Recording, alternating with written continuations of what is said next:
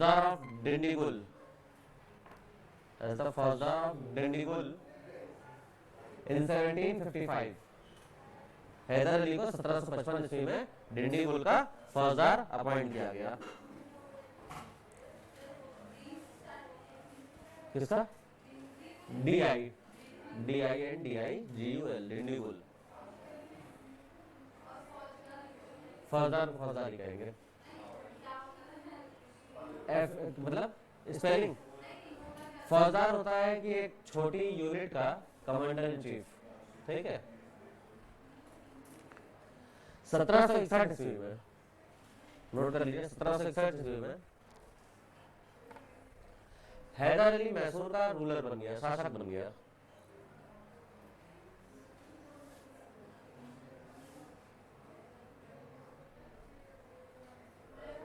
Ruler of Mysore. देखो जब modern India की शुरुआत होती है तो मॉडर्न इंडिया जब शुरू किया जाता है, जब हम मॉडर्न इंडिया जहाँ शुरू करते हैं 1700 ईस्वी के बाद, ठीक है, तो 1700 AD के बाद क्या था कि जो मैसूर डायनेस्टी थी, सॉरी मैसूर अंपायर था, मैसूर अंपायर में जो डायनेस्टी चलती थी वो वाडिया डायनेस्टी थी। जैसे मान लीजिए मिडिल हिस्ट्री जब आप पढ़ते हैं उसमें आप देखते हैं कि जो है गुलाम वंश था, स्लेव डायनेस्टी थी, खिलजी डायनेस्टी थी, है ना, मतलब कौन सा वंश शासन कर रहा है, तो यहाँ पे जो शासन कर रहा था ये कर रहा था वाडिया डायनेस्टी कर रही थी, ठीक है। करिए नोट, ठीक। अब चलिए हेडिंग डालिए, first Anglo Mysore battle, first Anglo Mysore battle, first Anglo Mysore battle. ये रूलर बन गया, शासक बन गया था, मैसूर का शासक बन गया था। First Anglo Mysore battle 1767 to 1769, 1767 to 1769, 1767 से 1769, 69 ही बोलते हैं ना, हाँ। फिर 79 क्या बोलेंगे? 79 क्या होता है? 69, 69 ही होता है, हाँ। 1767 टू 1769, ठीक है। अब इस युद्ध में अंग्रेजों और इस युद्ध में क्या हुआ, अंग्रेजों और हैदर अली के बीच संधि ट्रीटी साइन की गई, ठीक है, और ये युद्ध हैदर अली जीता, मतलब अंग्रेज हारे, ठीक है। तो नोट कर लीजिए, इस युद्ध में अंग्रेजों की पराजय हुई। British East India company defeated by Hyder Ali, British East India company defeated by Hyder Ali.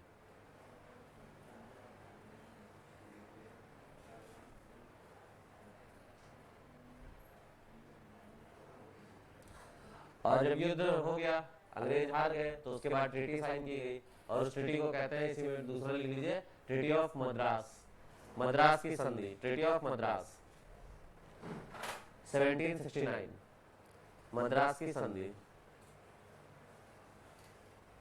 Treaty of Madras, Madras की संधि, ठीक है भाई। जो पहला ब्रिटिश आंग्ल युद्ध, पहला जो मैसूर आंग्ल युद्ध हुआ, मतलब अंग्रेजों और मैसूर के बीच जो पहला युद्ध हुआ जिसमें हैदर अली ने लीड किया, इस युद्ध में अंग्रेजों की पराजय हुई, ठीक है, और अंग्रेज इसमें हार गए, और इसके बाद मद्रास की संधि हुई, और मद्रास की संधि के बाद उन्होंने एक फ्रेंडली ट्रीटी साइन की, मतलब मैत्रीपूर्ण संधि। और मैत्रीपूर्ण संधि क्या होता है? मैत्रीपूर्ण संधि ये होता है कि भाई अगर आप पे कोई खतरा आएगा, आपसे कोई युद्ध करेगा तो हम आपकी मदद करेंगे, और अगर हम पे कोई खतरा आएगा तो आप हमारी मदद करेंगे, है ना। ये फ्रेंडली ट्रीटी इसी को कहते हैं। तो ये संधि हुई दोनों में। अच्छा देखो, जैसे ये है मैसूर, ठीक है, ये पूरा है मराठा अंपायर, और इधर है हैदराबाद का निजाम, हैदराबाद अंपायर, ठीक है। तो ये जो मैसूर, हैदराबाद और मराठा थे, इन तीनों में हमेशा लड़ाई होती रहती थी, ठीक है। अच्छा देखो, इन तीनों में एक खास बात पता क्या थी? अब मराठे क्यों लड़ते रहते थे? क्योंकि ये भाई आप देख ही रहे, इससे पहले से बाजीराव के टाइम से ही, बालाजी विश्वनाथ के टाइम से ही बहुत ताकतवर थे, है ना। तो जिसमें ताकत होती है तो वो जो है एकदम हमेशा लड़ने के मूड में रहता है, जानता है ताकत है हमारे पास, ठीक है। इधर मैसूर भी कम ताकतवर नहीं था, लेकिन क्योंकि पूरे भारत पर वो कब्जा अपना बना के रखे थे, तो इनको था कि मैसूर भी हमारे में ही रहे। उधर हैदराबाद का निजाम, हैदराबाद का निजाम जो है वो बहुत बेवकूफ किस्म का इंसान था, ठीक है, एक नंबर का कंजूस, दुनिया के सबसे अमीर लोगों में से एक था, पहली बात तो, ठीक है, मतलब दुनिया में जितने अमीर लोग थे उनमें से एक था हैदराबाद का निजाम, लेकिन बहुत ही बड़ा कंजूस था, ठीक है। उसको और ज्यादा संपत्ति चाहिए थी और संपत्ति के लिए वो हमेशा मैसूर पे परेशान करता था। अब जैसे हैदराबाद के निजाम की कहानी हो गई, हैदराबाद का निजाम इतना ज्यादा कंजूस था कि एक बार जो है उसका चेकअप करना था, हेल्थ चेकअप करना था, जिसमें एक्सरे वगैरह ये सब होता है। अब पता लगा वहां पे जब डॉक्टर गया अपनी मशीनरी वगैरह लेके, तो लोड नहीं उठा रही है, क्योंकि उसने वोल्टेज बहुत कम करवा रखा था लाइट का अपने यहाँ। क्यों? ताकि बिजली का बिल ना आए, एक निजाम। ठीक है, पेपर वेट के नाम पे वो 300 कुछ कैरेट का हीरा रखता था पेपर वेट की जगह पे, ठीक है, पेपर रखने के लिए। पार्टी देता था भाई, अब राजा नवाब है तो पार्टी देनी पड़ती है। पार्टी का मतलब क्या है? अच्छे रिलेशन बनाए रखने के लिए पार्टी देता था। तो वो क्या करता था, जैसे उसके यहाँ कोई आया, ठीक है, जैसे कोई ब्रिटिश अधिकारी या कोई मिलने आया, वो सिगरेट पी रहा है, तो सिगरेट पीने के बाद वो जब सिगरेट छोड़ देता है, लास्ट में थोड़ी बच जाती है ना, तो फिकवाता नहीं था निजाम। इतना बड़ा कंजूस था, उनके जाने के बाद वो उठा के सिगरेट पीता था। पार्टी इसने दी जश्न चल रहा था और ये टेंशन में पार्टी एंजॉय नहीं कर पाया। क्यों? क्योंकि इसकी नजर इस पे थी कि कोई ज्यादा शराब न पी जाए। ठीक है, तो ये इतना बड़ा कंजूस था, सबसे दुनिया का सबसे बड़ा कंजूस मान सकते हैं इसे। दूसरी तरफ मराठा जो थे, दूसरी तरफ इस समय मराठे जो थे, तो मराठों का सूर्यास्त हो रहा था धीरे धीरे, है ना। मराठों का अंपायर धीरे धीरे जा रहा था। अब समय था माधवराव का, है ना, मराठा जो पेशवा थे माधवराव, समय था माधवराव का। तो अब मराठाओं को सूर्यास्त हो रहा, लेकिन मराठे अभी भी इतने ताकतवर थे कि अंग्रेज अभी भी सीधे मराठाओं से जंग नहीं लड़ सकते थे। ठीक है, तो अब जब पानीपत की हार के बाद वो होता नहीं है ईगो, जब आप किसी जगह पे हार जाते हो तो आपका ईगो रहता है कि नहीं, अपना वर्चस्व की लड़ाई लड़ना, जीतना। तो माधवराव ने सिर्फ ये खुन्नस थी कि हम उधर हार चुके हैं, बहुत किरकिरी हुई है, तो फिर इधर मैसूर पे कब्जा कर ले। ठीक है, तो माधवराव ने मुहिम छेड़ दी किसके खिलाफ? मैसूर के खिलाफ। ठीक है, अब मैसूर और मराठों के बीच में लड़ाई हो रही थी। अब मैसूर और मराठों की लड़ाई में तुरंत याद आई हैदर अली को, किसकी? अंग्रेजों की, क्योंकि इनके साथ उन्होंने क्या कर रखा था? ट्रीटी कर रखा था कि अंग्रेज तो भाई हेल्प करेंगे। अंग्रेज ये टाइम पे मुकर गए, हम नहीं हेल्प करेंगे। जब ये मुकर गए तो फिर हैदर अली का मूड खराब हो गया, और हैदर अली ने क्या किया? पहले मराठों को हराया, मतलब मराठों की कोई निर्णायक हार और जीत नहीं हुई, लेकिन उसके बाद हैदर अली ने मराठों के साथ युद्ध खत्म करके अंग्रेजों से युद्ध शुरू कर दिया। और फर्स्ट एंग्लो मैसूर वॉर जो हुआ था, उस मैसूर वॉर में हैदर अली ने अंग्रेजों को हराया, और ये भारत का पहला रूलर बन गया जिसने अंग्रेजों को हराया। इससे पहले अंग्रेजों को कोई नहीं हराया था। ठीक है, ये भारत का पहला रूलर बन गया जिसने अंग्रेजों को पराजित किया। ठीक है, अब जो इस ट्रीटी के बाद अंग्रेजों ने सहायता नहीं की हैदर अली की, तो हैदर अली ने क्या किया? दूसरी मुहिम छेड़ दी अंग्रेजों के खिलाफ, और इस मुहिम में ही अंग्रेजों और मैसूर के बीच में युद्ध हुआ, जिसे हम कहते हैं सेकेंड बैटल ऑफ कर्नाटक, द्वितीय कर्नाटक युद्ध, या फिर दूसरा लिख लीजिए second Anglo Mysore war. Second Anglo Mysore war, second Anglo Mysore war 1780 से 1784, 1782 टू 1784।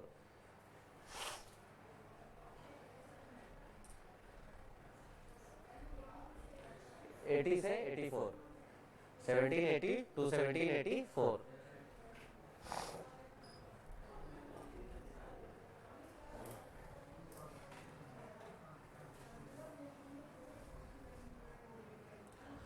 सत्रह सौ अस्सी से 1784 तक। अब इस युद्ध में क्या हुआ तुम्हारे हाथ में?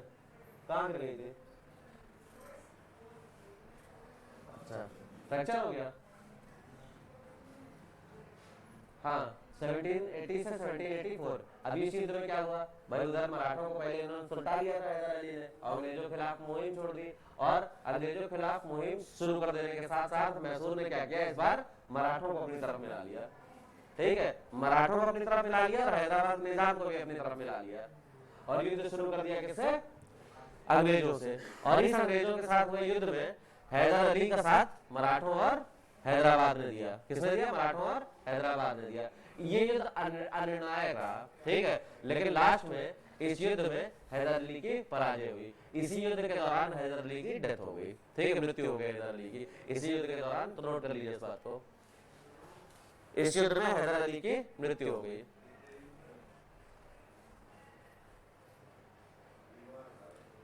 ठीक, घायल हो गया था युद्ध में काफी है। इसमें भी British defeated by Mysore, British defeated by Mysore. हाँ ब्रिटिश हार गए थे कुछ जगह, जैसे एक आरकाट था, आरकाट पे जो है हैदर अली का कब्जा हो गया, ठीक है। माहे के पास का क्षेत्र था, उसमें कब्जा हो गया किसका, अंग्रेजों का। लेकिन ओवरऑल जो फाइनली निर्णायक युद्ध खत्म हुआ तो हैदर अली जीत गया, मतलब मैसूर की सेना जीत गई और अंग्रेज हार गए, क्योंकि हैदर अली की डेथ के बाद बागडोर संभाल ली उसके बेटे टीपू सुल्तान ने, ठीक है। तो 1782 ईस्वी में हैदर अली की मृत्यु हो गई, नोट कर लीजिए 1782 ईस्वी में हैदर अली की मृत्यु हो गई। हाँ 1782 ईस्वी में हैदर अली की डेथ हो गई। हाँ 1782।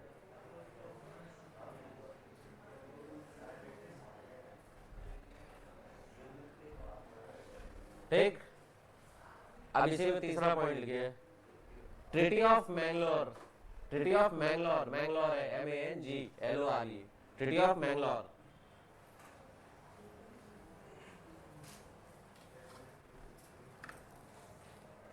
Treaty of Mangalore 1784।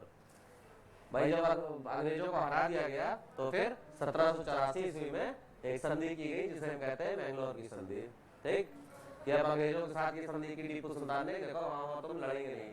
अच्छा देखो एक चीज सबसे बड़ी बात है, भारत में आपने सुना होगा कि आजादी की लड़ाई में बहुत लोगों ने भाग लिया, बहुत से शासकों ने भाग लिया, लेकिन सही बात यह है, सच्चाई ये है कि किसी भी शासक ने अंग्रेजों के खिलाफ आजादी की लड़ाई के लिए अंग्रेजों के खिलाफ नहीं लड़ी, है ना, आजादी के लिए नहीं लड़ी, ठीक है। सबने अपने अपने राज्य के लिए लड़ी। भारत का इकलौता पहला शासक था टीपू सुल्तान और हैदर अली, जिसने अंग्रेजों से इसलिए नहीं युद्ध लिया, लड़ा कि अंग्रेज परेशान कर रहे थे या नुकसान कर रहे थे, बल्कि उन्होंने अंग्रेजों से इसलिए युद्ध लड़ा क्योंकि उन्हें लग रहा था कि अंग्रेजों को अगर हमने छूट दे दिए भी तो अंग्रेज धीरे धीरे पूरे भारत पर कब्जा करना शुरू कर देंगे, जो कि सोच उनकी ये सही थी। हैदर अली जो था वो अनपढ़ इंसान था, लेकिन उसकी दूरदर्शिता बहुत अच्छी थी, ठीक है। और लेकिन क्योंकि खुद अनपढ़ था इसीलिए उसने टीपू सुल्तान को बहुत पढ़ाया लिखाया। टीपू सुल्तान बहुत पढ़ा लिखा इंसान था, और टीपू सुल्तान की सबसे बड़ी जो विशेषता थी वो विशेषता थी कि टीपू सुल्तान दो चीजों पे बड़ा फोकस करता था, एक विदेश संबंध, ठीक है, जो है फॉरेन रिलेशन में वो बड़ा बिलीव करता था, दूसरी चीज है इंटरनेशनल ट्रेड में, व्यापार में, क्योंकि टीपू सुल्तान ये बात जानता था कि भाई बिना आर्थिक समृद्धि के और बिना बाहरियों से विदेशियों से संबंध के ये चीज मतलब हम अपनी ताकत नहीं बढ़ा सकते हैं। क्यों? क्योंकि भाई अगर आप व्यापार करेंगे तो विदेश से संबंध अच्छे बनेंगे, और विदेश संबंध आपसे अच्छे बनेंगे तो आपके साथ क्या होगा कि सपोर्ट मिल जाएगा। इसीलिए टीपू सुल्तान जानता था कि अंग्रेज भी कोई कमजोर नहीं है, बहुत ताकतवर है, और अंग्रेज का अगर कोई बराबरी कर सकता है तो कर सकता है फ्रांसीसी। कौन कर सकता है? फ्रांसीसी। तो टीपू सुल्तान ने फ्रांसीसियों से बहुत अच्छे संबंध बनाए, ठीक है, क्योंकि फ्रांसीसियों के पास सेना बहुत अच्छी थी। और उस समय जैसा आप ये देखते हैं ना कि अंग्रेज पूरी दुनिया में ताकतवर थे, ये जिस समय की बात है, इस समय पूरी दुनिया में जो सबसे ताकतवर हुआ करते थे वो हुआ करते थे फ्रांसीसी, ठीक है। बेशक अंग्रेज ज्यादा जगह एक्सपेंड कर रहे थे, लेकिन सबसे ताकतवर फ्रांसीसी हुआ करते थे, क्योंकि इस समय फ्रांस का जो सेनापति था वो था नेपोलियन बोनापार्ट, ठीक है। और नेपोलियन बोनापार्ट विश्व का सबसे जाना माना सेनापति माना जाता है, ठीक है, नेपोलियन बोनापार्ट। नेपोलियन बोनापार्ट की खूबी क्या थी? नेपोलियन बोनापार्ट एक नॉर्मल परिवार से था, ठीक है। फ्रांस में एक जगह है कार्सिका, वैसे तो आपसे ये से रिलेटेड क्वेश्चन नहीं पूछा जाता है, लेकिन DSSB में कभी-कभी वर्ल्ड ज्योग्राफी से रिलेटेड और वर्ल्ड हिस्ट्री से भी थोड़ा बहुत वास्ट नहीं, लेकिन थोड़ा बहुत पूछा जाता है, ये सारी चीजें पूछे जाने लायक है। तो नेपोलियन बोनापार्ट जो है ना, फ्रांस के पास एक जगह थी जिसका नाम था कार्सिका। कार्सिका का रहने वाला था। कार्सिका एक छोटा सा क्षेत्र था जिसमें फ्रांस का अधिकार हो गया था। तो नेपोलियन बोनापार्ट में बचपन से इस चीज की थी कि फ्रांस ने अपने पे कब्जा कर लिया है, तो बदला लेने की भावना थी उसकी, नेपोलियन की। लेकिन जैसे जैसे वो बड़ा होता गया, फ्रांस का शासन देखा तो उसे लगा नहीं भाई ये हमारे ऊपर कोई गुलाम बना नहीं रख रहे, बल्कि जैसा फ्रांस की मतलब एडमिनिस्ट्रेशन चला रहे वैसा ही कार्सिका का भी चला रहे। फिर इसकी वफादारी बढ़ गई फ्रांस के प्रति, और फिर इसने फ्रांस की सेना ज्वाइन कर ली। फ्रांस की सेना में लेफ्टिनेंट के पद से ज्वाइन करता है और धीरे धीरे प्रमोट होकर ये बन जाता है जनरल, ठीक है। जनरल बनने के बाद देखो नेपोलियन इतना ताकतवर था, ये चाहता तो रूलर बन जाता, लेकिन ये रूलर नहीं बना। इमेज नेपोलियन का नाम आप लोगों से कितने लोगों ने सुना है? थोड़ा बहुत बाकी लोगों ने या नहीं? तो नेपोलियन और हिटलर का नाम लगभग लोग जो है एक ही तरह से लेते हैं। जैसे हिटलर को समझते हैं वैसे ही नेपोलियन सोचते हैं, जबकि ऐसा नहीं था। नेपोलियन और हिटलर में जमीन आसमान का फर्क था। हिटलर एक निरंकुश तानाशाह था, जबकि नेपोलियन नहीं था। हाँ, नेपोलियन ने पूरे दुनिया में युद्ध बहुत किए, लेकिन निरंकुशता नहीं थी, बल्कि बहुत ही भावुक इंसान था। व्यक्तिगत तौर पर ये बहुत भावुक इंसान था। कार्सिका से जब ये बनता है फ्रांस का लेफ्टिनेंट, उसके बाद इसने फ्रांस की सेना के लिए बहुत कुछ किया और इसीलिए बहुत जल्दी जनरल बना। जनरल बनने के बाद इसने यूरोप के लगभग सभी देशों पर अपना कब्जा जमाया और सबसे ज्यादा जो युद्ध में इसने इसका सामना किया वो उसने किया ऑस्ट्रिया ने, एक कंट्री ऑस्ट्रिया, ठीक है। ऑस्ट्रिया एक ऐसा कंट्री, अब नेपोलियन क्या था, निरंकुश नहीं था बिल्कुल भी, बड़ा इमोशंस वाला था, अकेला इंसान। अकेला इंसान, अक्सर ऐसे लोग इमोशंस जो होते हैं वो अकेले इंसान होते हैं। अब उसके पास था तो सब कुछ, लेकिन उसका परिवार भी उसके साथ नहीं था। परिवार का मतलब वो बड़ी ईमानदारी से अपने पूरे परिवार के लिए बहुत कुछ करता था, भाई बहन वगैरह सबके लिए, लेकिन इन लोगों की नजरों में नेपोलियन की कोई वैल्यू नहीं थी। हाँ, अगर किसी की नजरों में वैल्यू थी वो थी इसकी माँ की नजरों में, ठीक है। उसके बाद इसकी अपनी पत्नी से भी संबंध बहुत अच्छे नहीं थे। इसने हमेशा कोशिश अच्छी की कि बीवी पत्नी से बहुत अच्छे संबंध बन जाए, लेकिन जो है उसके बाद भी पत्नी से अच्छे संबंध नहीं रहे, जिसकी वजह से हमेशा परेशान रहा। लेकिन इसने लगभग 58 युद्ध लगातार लड़े और 58 युद्ध लगातार जीते। अच्छा, जब युद्ध होता है ना, युद्ध में पैसे लगते हैं, खर्च बहुत ज्यादा होता है, एक्सपेंसेस बहुत ज्यादा होते हैं। नेपोलियन बोनापार्ट ने क्या किया कि खर्चे की चिंता ज्यादा की ही नहीं, मतलब खर्चे अपने राज्य से, राष्ट्र से इसने फ्रांस से मांगे ही नहीं। जनरली जब कमांडर जाता है युद्ध लड़ने, इंडियन आर्मी है, अब अगर युद्ध लड़ने जाए मान लो चाइना, तो भाई सरकार से पैसे मांगेगी ना, पैसे दो युद्ध लड़ने के लिए, और कोई भी देश होगा तो उस पर लोड बहुत पड़ जाता है, प्रेशर बहुत होता है। लेकिन नेपोलियन ने कभी अपने राज्य से यानी अपने राष्ट्र से पैसे नहीं मांगे, वो युद्ध करने चला जाता था, वहीं से पैसे निकालता था ट्रेडिंग करके और उसी से लड़ाई करता था, बल्कि ये अपने देश को पैसे देता था युद्ध करने के बाद। अब ये निरंकुश तो ऐसा हो ही नहीं सकता। ये वास्तव में जो आज हमारा रिपब्लिकन वर्ड है ना हमारे संविधान में, ये रिपब्लिकन वर्ड फ्रांस से लिया गया है, और ये जो संविधान है फ्रांस का, ये नेपोलियन के टाइम का लिखा हुआ है, ठीक है। मतलब ये जो डेमोक्रेसी है, अब एक तानाशाह अगर डिक्टेटर की हम बात करते हैं, हिटलर से तुलना करेंगे, तो फिर भाई ये रिपब्लिक वर्ड तो नहीं आ सकता था, क्योंकि अगर रिपब्लिक है कंट्री कोई, तो फिर वो तानाशाह कैसे हो सकता है। नेपोलियन ने 58 युद्ध लगातार लड़े और सारे युद्ध जीते। सबसे ज्यादा वो खुन्नस खाता था अंग्रेजों से, और अंग्रेज भी सबसे ज्यादा पूरी दुनिया में किसी से नहीं डरते थे, वो सिर्फ डरते थे नेपोलियन से। नेपोलियन को धोखे से बंदी बना लिया गया और एक आइलैंड भेज दिया गया जहां उसकी डेथ हो गई। जब तक नेपोलियन था तब तक अंग्रेजों ने कभी जरूरत भी नहीं की फ्रांस की तरफ मुड़ने की, या भारत में जो फ्रांसीसी ईस्ट इंडिया कंपनी थी, तो जब तक नेपोलियन बोनापार्ट था, अंग्रेजों ने फ्रांसीसी ईस्ट इंडिया कंपनी के साथ किसी भी तरह का कोई लड़ाई झगड़ा नहीं किया।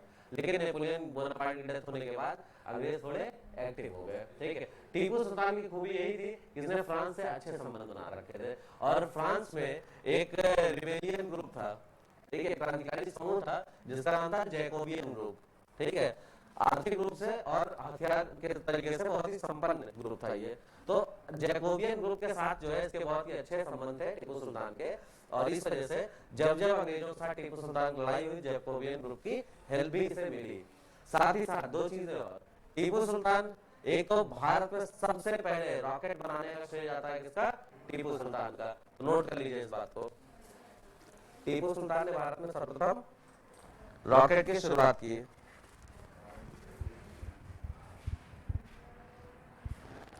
ठीक है। और दूसरा, इंडियन नेवी की शुरुआत, मतलब नौसेना पे सबसे ज्यादा बल दिया है टीपू सुल्तान ने, नेवी, ठीक है। नेवी देखो इससे पहले से थी, ऐसी नहीं, ऐसी बात नहीं थी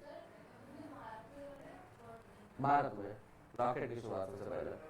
हाँ, वर्ल्ड में भी इसी का है, वर्ल्ड में भी इसी का है, लेकिन रॉकेट बन चुका था, देखो रॉकेट बन चुका था, है ना, लॉन्च सबसे पहले किसने किया, रॉकेट पहले से बना हुआ था।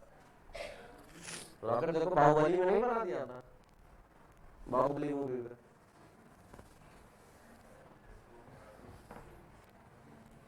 दूसरी चीज, इसने नेवी को अपनी बहुत ज्यादा मजबूत किया, क्योंकि इसका मानना था कि भाई अगर अंग्रेजों से लड़ना है तो अपनी नेवी को सबसे ताकतवर होना चाहिए, क्योंकि अंग्रेजों की सबसे बड़ी ताकत क्या थी, नेवी थी।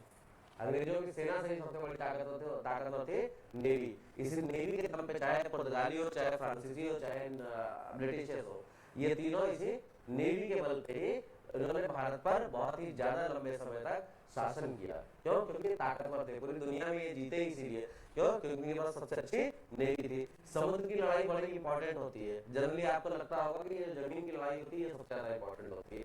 सबसे ज्यादा इंपॉर्टेंट हमेशा से समुद्र की लड़ाई रही, नेवी। क्योंकि जिसके पास नेवी है, जिसके पास नेवी है, सबसे बड़ी बात है उसका समुद्र में कब्जा है। और जिसका समुद्र में कब्जा है तो व्यापार में उनका एकाधिकार है। और अगर आपका व्यापार पे एकाधिकार है तो इसका मतलब आपके पास पैसे बहुत आ रहे हैं। और अगर आपके पास पैसे बहुत ज्यादा है तो यकीन मानिए कि आप ताकतवर है हर तरह से। भाई पैसे ज्यादा, हथियार ज्यादा है, सैलरी ज्यादा दोगे, लड़ने वाले सिपाही ज्यादा अच्छे रहेंगे। अब सीरीज बात है यार, कोई भी ले लो, किसी को भी उठा ले लो, जिस सेना के पास सैलरी अच्छी है वो सेना अच्छी है, जिस सेना की सैलरी बेकार है वो सेना बेकार है। ठीक है। हाँ, कुछ ऐसा अपवाद है जैसे कुवैत। ठीक है, कुवैत के पास पैसा बहुत है, सेना की सैलरी बहुत अच्छी है, लेकिन सेना बिल्कुल थर्ड क्लास है। ठीक है। पाकिस्तान लेके ले लो, पाकिस्तान के पास पैसा भले नहीं, लेकिन अपनी सेना पे सारा पैसा खर्च करता है और ये सेना बहुत मजबूत है। भारत के बराबरी की जो सेना है वो ये पाकिस्तान की सेना है। ठीक है। तो खैर, रॉकेट की शुरुआत सबसे पहले भारत में किसने की? टीपू सुल्तान ने की। और नेवी को मजबूत किसने बनाया? टीपू सुल्तान ने बनाया। ठीक। नेक्स्ट लिखिए, third Anglo Mysore war. Third Anglo Mysore war, तृतीय आंग्ल मैसूर युद्ध।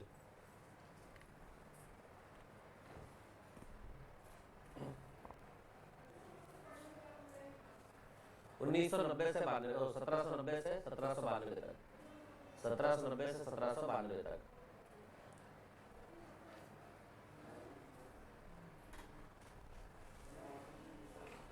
सत्रह सौ नब्बे से 1792 तक,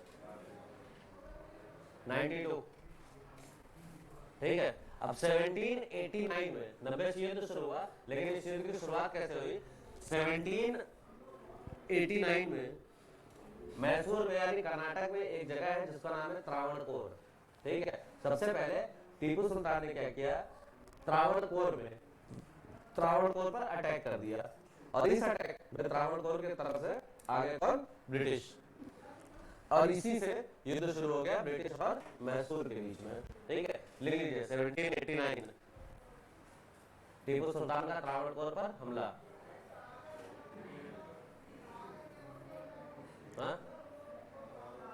त्रावणकोर,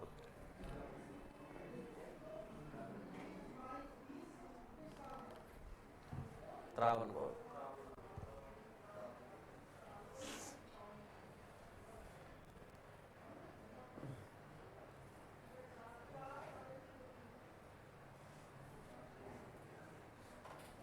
अब इस युद्ध के बाद जब ये युद्ध शुरू हो गया अंग्रेजों का, तो अंग्रेज क्या थे? कूटनीतिक थे। अंग्रेज इसलिए जीते क्योंकि हथियार से ज्यादा वो दिमाग की लड़ाई लड़ते थे, वो कूटनीतिक थे।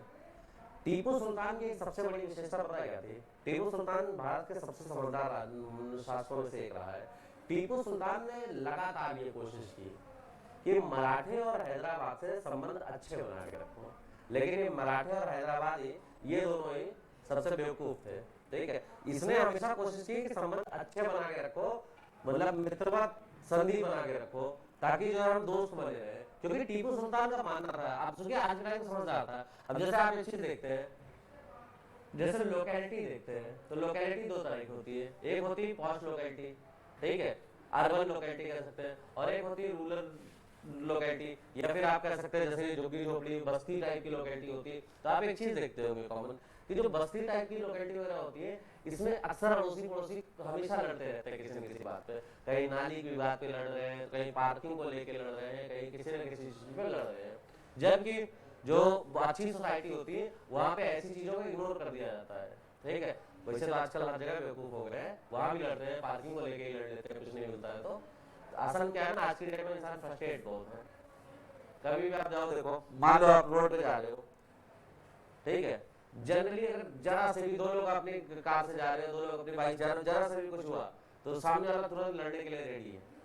अब वो चीज ऐसी है जो बहुत ही नॉर्मल चीज होती है कि नॉर्मली जो है भाई, अब मान लो जैसे आप जा रहे हो, कार से जा रहे हो, अचानक सामने वाले ब्रेक लगाई, आपने भी ब्रेक लगाई, अब हल्का सा टच हो गई, उससे किसी को कोई फर्क नहीं पड़ा, लेकिन उस पर तुरंत लड़ना शुरू हो जाएगा। अब इस चीज को इग्नोर भी किया जा सकता है, लड़ने से कुछ हासिल नहीं होना उसमें, ठीक है, दोनों को पता है कि नॉर्मली हो जाता है, ठीक है, लेकिन लड़ना, अब उसमें लड़ने का कारण क्या, कुछ नहीं, फ्रस्ट्रेशन, आदमी फ्रस्ट्रेट है, उसको कहीं मौका नहीं मिल रहा है, जरा सी बात हुई और वो लड़ना शुरू कर देता है, यही तो होता है ना, जनरली आप सबके साथ यही होता होगा और आप देखते होंगे अक्सर यही सब चीजें होती है। तो जो टीपू सुल्तान था ना, ये भी जानता था, अब जैसे माधवराव था, क्यों लड़ रहा था मैसूर से, फ्रस्ट्रेशन और कोई कारण नहीं। टीपू सुल्तान जानता था कि भाई अंग्रेजों के अच्छा वो बड़ा रिसर्च करता था, वो देख रहा था अंग्रेज धीरे धीरे किस तरह से एक्सपेंड करते चले जा रहे हैं, तो टीपू सुल्तान ने प्रपोजल भेजा मराठों के पास भी और हैदराबाद के निजाम के पास भी, भाई हम लोग साथ में रहें, इस तरह की फालतू की लड़ाई झगड़े से कोई फायदा नहीं है, बल्कि सबका नुकसान है। मराठों ने तुरंत स्वीकार कर दिया ये प्रपोजल कि नहीं, कमजोर हो इसलिए तुम डर रहे हो, हम बहुत ताकतवर, हमारा जो ब्रिटिश क्या कर पाएंगे, कुछ नहीं कर पाएंगे, हैदराबाद का निजाम सोचा हमारे पास भी पैसा है भाई, ऐसा कुछ हो नहीं पाएगा। लेकिन टीपू सुल्तान ने हमेशा कोशिश की, लेकिन वो लोग साथ नहीं देते थे। और जब तीसरा एंग्लो मैसूर वॉर हुआ, तो तीसरे एंग्लो मैसूर वॉर में तो दूसरे एंग्लो मैसूर वॉर में मराठे और हैदराबाद की तरफ है, टीपू सुल्तान की तरफ है, लेकिन तीसरे एंग्लो मैसूर वॉर में क्या हुआ कि अंग्रेजों ने मराठों को और हैदराबाद के निजाम को दोनों को अपनी तरफ मिला लिया, ठीक है। तो इस युद्ध में हैदराबाद और मराठों ने किसका साथ दिया, ब्रिटिश का। नोट कर लीजिए इस बात को, ये की फैक्ट्स है। एग्जाम में जब आप नोट्स नहीं पढ़ पाएंगे ना एग्जाम से पहले रिवीजन में, तो बस एक बार इसको रिवीजन कर लीजिएगा, तब भी काफी काम हो जाएगा। इस युद्ध में हैदराबाद और मराठों ने ब्रिटिश का साथ दिया, अंग्रेजों का साथ दिया।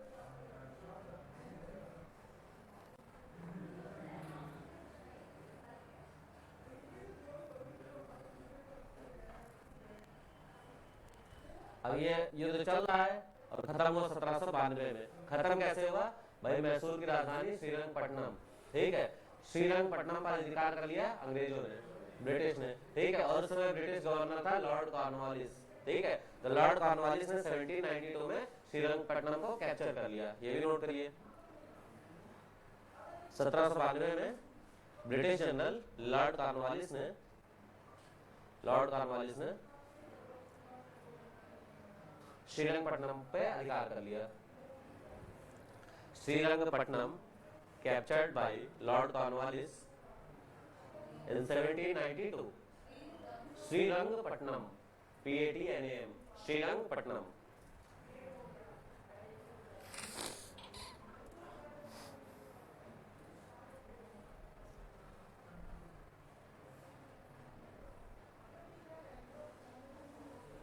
नेक्स्ट लिखिए ट्रीटी ऑफ श्रीरंगपट्टनम। अब भाई श्रीरंगपट्टनम की संधि हुई, ट्रीटी ऑफ श्रीरंगपट्टनम 1792।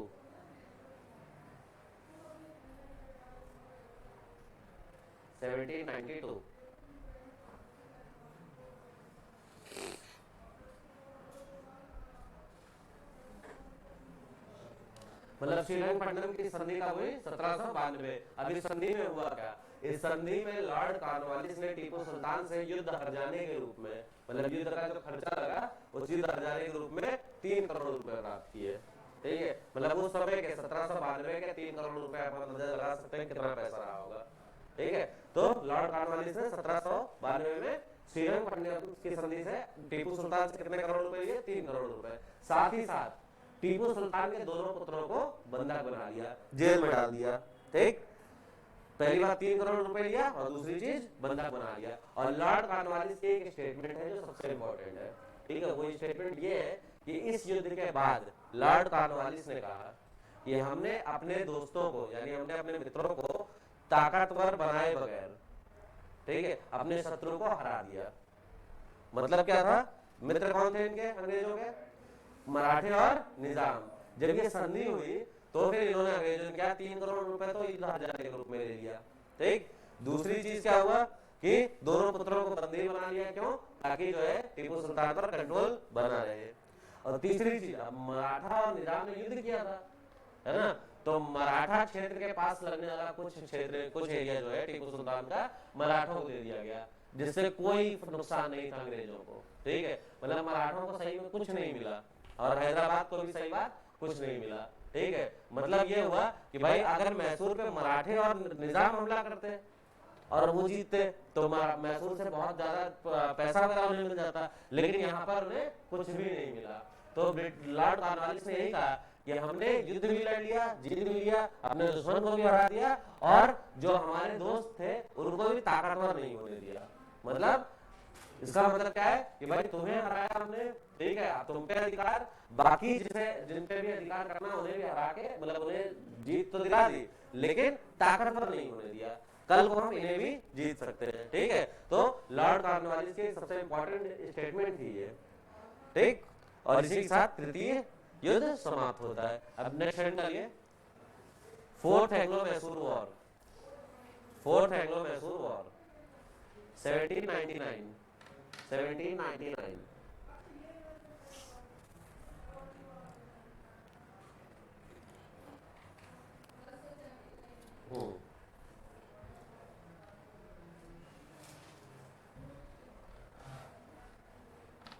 इस युद्ध में अच्छा एक चीज और नोट करिए, वो जो तीसरा बैटल था ना, उसमें एक पॉइंट नोट करिए, tree of freedom, tree of freedom, tree of freedom, हाँ, स्वतंत्रता का वृक्ष, हाँ, तीसरे वाले में ट्री ऑफ फ्रीडम, स्वतंत्रता का वृक्ष। ब्रैकेट में लिख लीजिए श्रीरंगपट्टनम, क्योंकि इस युद्ध के बाद टीपू सुल्तान ने श्रीरंगपट्टनम में एक पेड़ लगवाया जिसे स्वतंत्रता का प्रतीक माना गया, ठीक है। ये चीज दिखाने के लिए ये पेड़ ये दिखाएगा कि हम स्वतंत्र हैं, ठीक है। स्वतंत्रता का वृक्ष ये इंपॉर्टेंट और ये पूछा जाता है, स्वतंत्रता का वृक्ष किसके द्वारा लगाया गया था, तो आप बताएंगे टीपू सुल्तान के द्वारा, और कहां पर लगाया गया था, श्रीरंगपट्टनम में लगाया गया था, ठीक है। अब जो चौथा एंग्लो मैसूर वॉर था, ये वॉर अंग्रेज जीत गए, तो लिख लीजिए Tipu Sultan defeated by British, Tipu Sultan defeated by British, Tipu Sultan की पराजय हुई। चौथे में Tipu Sultan defeated by British. 1799 में युद्ध खत्म हुआ, शुरू भी हुआ और खत्म भी हुआ, और इस युद्ध में टीपू सुल्तान की मृत्यु हो गई। युद्ध में टीपू सुल्तान मारा गया। और अंग्रेजों ने, भाई एक बार तो हैदर अली से पहले किसका शासन था मैसूर में, वाडियार वंश का, ठीक है। जब टीपू सुल्तान मारा गया तो अंग्रेज क्या खुद तो रूल करना नहीं चाहते थे, उनको तो पैसे से मतलब था, तो अंग्रेजों ने यहाँ का नया रूलर बना दिया, ठीक है। वाडियार वंश का ही एक बच्चा था, ठीक है, जिसका नाम था कृष्णदेव, नोट कर लीजिए इस बात को, ठीक है। तो अंग्रेजों ने कृष्णदेव को वाडियार वंश के कृष्णदेव को मैसूर का नया शासक नियुक्त किया।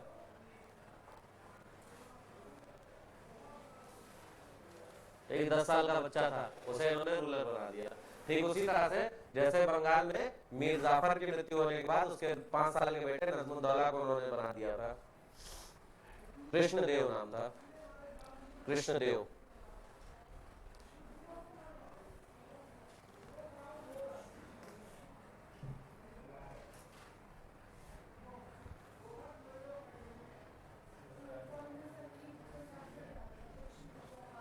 हार गया तो उसकी डेथ हो गई थी, थर्ड में नहीं, फोर्थ में, हाँ थर्ड में कुछ नहीं, मतलब युद्ध जाना 3 करोड़ लिया गया, दोनों बेटों को बंधक बना लिया गया, मराठा क्षेत्र से मिलने वाला क्षेत्र जो है लेके मराठों को दे दिया गया, हैदराबाद का कुछ क्षेत्र निजाम को दे दिया गया। हाँ हाँ, रूलर तो था ही भाई, कोई जरूरी नहीं रूल खत्म करवाया जाता है, ऐसा कुछ कोई जरूरी नहीं भाई। हराने वाले को क्या चाहिए होता है, पैसा, ठीक है। अब मान लो भारत ने पाकिस्तान को युद्ध में हरा दिया, तो फिर यहाँ पे एडमिनिस्ट्रेशन थोड़ी चलाएगा, क्यों? क्योंकि एडमिनिस्ट्रेशन चलाना कोई आसान बात थोड़ी ना होती है, बहुत टफ काम होता है। एडमिनिस्ट्रेशन लोग चलाते हैं, क्यों चलाते हैं? जब ये डाउट होता है कि अगर हम एडमिनिस्ट्रेशन नहीं चलाएंगे तो पैसा आना बंद हो जाएगा, ठीक। आप जैसे मान लो लीबिया है, लीबिया का नाम सुना है? लीबिया में 2012 में गृह युद्ध हुआ था, ठीक है, जब मुअम्मर अल गद्दाफी की सरकार उसके बाद वहां से चली गई थी। तो वो जो गृह युद्ध हुआ था, गृह युद्ध किसने कराया था भाई? जो लोकल रिबेलियन थे वो ताकतवर कैसे हुए गद्दाफी के सामने? अमेरिका ने हेल्प की थी उनकी। जैसे भारत ने बांग्लादेश में 1971 में पाकिस्तान बांग्लादेश की हेल्प की थी, मुक्ति वाहिनी तैयार की थी, वहां के लोकल रिबेलियंस को हथियार वगैरह ट्रेनिंग वगैरह दी थी, वैसे ही अमेरिका ने वहां पे किया, ठीक है, और पूरी दुनिया में अमेरिका यही करता है। ठीक है, अब लीबिया मुअम्मर अल गद्दाफी की जब डेथ हो गई, मार दिया गया, तो क्या अमेरिका चाहे तो क्या वहां पे रूल नहीं कर सकता है? लेकिन रूल नहीं करता है, क्यों? क्योंकि रूल करना सिरदर्दी का काम है। तो चुपचाप ऐसा इंसान बैठा दो जो आपके हाथों की कठपुतली हो। ठीक है, अब मान लो हम कहीं पे रूल कर रहे हैं, मतलब किसी जगह कोई जगह हमारे कंट्रोल में आ गई, लेकिन हमें वहां से ये पैसा, तो हम खुद रूल करेंगे तो 20 झंझट है रूल करने में। तो हमने क्या किया, ये मान लो यही लोकल है जहाँ पे हमने अधिकार क्षेत्र में कर लिया, अब ये लोकल है, हमने इनको बता दिया रूलर। अब इनकी योग्यता कुछ नहीं थी रूलर बनने की। ठीक है, इनके लिए तो मौज है ना कि भाई हम रूलर है यहाँ के, बदले में पैसा और हमारी जो जरूरतें है, हमारी जो रिक्वायरमेंट है वो सभी पूरे करते जाएंगे। ठीक है, हमने कहा वहां के तेल को कोई हमारे नाम कर दो, तो कर दिया। अमेरिका ने क्यों रिबेल करवाया? कि अमेरिका ने रिबेल गद्दाफी के साथ या लीबिया में इसलिए करवाया था क्योंकि लीबिया में तेल अच्छा होता था, क्रूड ऑयल बढ़िया निकलता था। और क्रूड ऑयल के मामले में देखो, गद्दाफी नो डाउट डिक्टेटर था, तानाशाह था, लेकिन अपने देश के लिए उसने बहुत अच्छे अच्छे काम किए थे। देश में उसने 3 चीजें सुनिश्चित कर रखी थी, शिक्षा, स्वास्थ्य और घर। मतलब वहां पे आपको रहने के लिए घर की कोई दिक्कत नहीं, घर सरकार आपको बना के देगी। ठीक है, शिक्षा पे कोई खर्चा नहीं और स्वास्थ्य पे 1 रुपए का खर्चा नहीं है। अभी कितने अच्छे अच्छे डेवलप कंट्री नहीं कर पाएंगे सब, तो उसने ये चीज की। लेकिन तानाशाह था, अपनी मर्जी से अपने फायदे के लिए किसी को भी मरवा देता था, किसी को आगे नहीं बढ़ने देता था। ठीक है, तो ये सारी चीजें थी इसमें। लेकिन अमेरिका को क्या दिक्कत थी? अमेरिका को दिक्कत ये थी कि वहां तेल निकलता था। तो जब गद्दाफी से पहले क्या था कि अमेरिका का कंट्रोल था लीबिया पे, और लीबिया का रूलर जो था, वो रूलर क्या करता था, रिफाइनरी कंपनियां जो होती है ना, भाई तेल तो मान लो यहाँ से तेल निकला, तो तेल निकलने से आपको कोई खास फायदा नहीं है ना, तेल निकलने के बाद उसको रिफाइन करके बेचने से फायदा होता है। ठीक है, तो अमेरिका पहले वहां रिफाइन का काम करता था, गद्दाफी ने क्या किया, अमेरिकी कंपनियों को कर दिए बाहर। भाई इनकी इनकम रुक गई, तो अपनी इनकम को मेंटेन करना है, तो भाई वहां पे आपको रिफाइनरी का काम करना पड़ेगा, और ये तो करने नहीं देगा। तो मान लो अगर ये रिफाइनरी वहां पे हमारी नहीं काटने दे रहे, हमने क्या किया कि मतलब इनके राज्य में रिवेल करवा के इनको हटवा दिया और इनकी जगह इनको लगवा दिया, क्योंकि इन्होंने जो है हमें वादा किया था कि भाई हम आपकी रिफाइनरी सारी फिर से शुरू करवा देंगे। तो अमेरिका ने यही किया। ठीक है, और इसी तरह से धीरे धीरे भारत में भी था। अब टीपू सुल्तान के बाद कृष्णदेव को बैठा दिया गया। क्यों बैठा दिया गया? क्योंकि कुछ कर नहीं पाएगा, ट्रीटी साइन कर ली गई, और उसके बाद वहां से सिर्फ फायदा लिया जाएगा। तो क्योंकि अगर रूल करेंगे भाई, मतलब पूरा सिरदर्दी तुम्हारी, सारी चीजें तुम्हें देखना है, लेकिन वहां जो इनकम होगी वो हम लेंगे। ठीक है, यही होता है इस तरह के मतलब कठपुतली बैठाना। ठीक है, और इसी के साथ अब वाडियार वंश की शुरुआत फिर से हो गई, और कर्नाटक पे अधिग्रहण किसका हो गया? ब्रिटिशर्स का। ठीक, कर्नाटक का अधिकार या मैसूर का अधिकार किसका हो गया? ब्रिटिशर्स का। एडमिनिस्ट्रेटिव नहीं, लेकिन रेवेन्यू जरूर कलेक्ट करने लगे ये लोग। ठीक है, और इस तरह से अब बंगाल के बाद मराठा, और मराठा के बाद मैसूर। ठीक है, भारत के 3 सबसे मुख्य पार्ट अंग्रेजों के कब्जे में आ गए। अब बचता है चौथा पंजाब। ठीक है, सबसे बड़ा उधर का पंजाब एक बहुत बड़ा प्रांत था, पंजाब प्रोविंसी, पंजाब प्रांत, पंजाब प्रांत।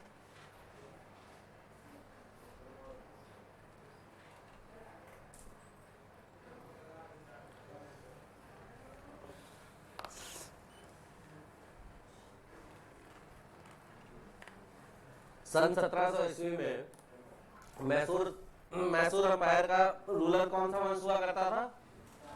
वाडियार वंश। वाडियार वंश का सेनापति कौन था?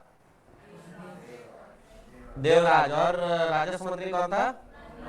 इस सेना में टीपू सुल्तान, हैदर अली क्या था? एक मामूली सिपाही था। डिंडीगुल का फौजदार का अपॉइंट किया गया 1755 ईस्वी में, और उसके बाद रूलर का बन गया मैसूर का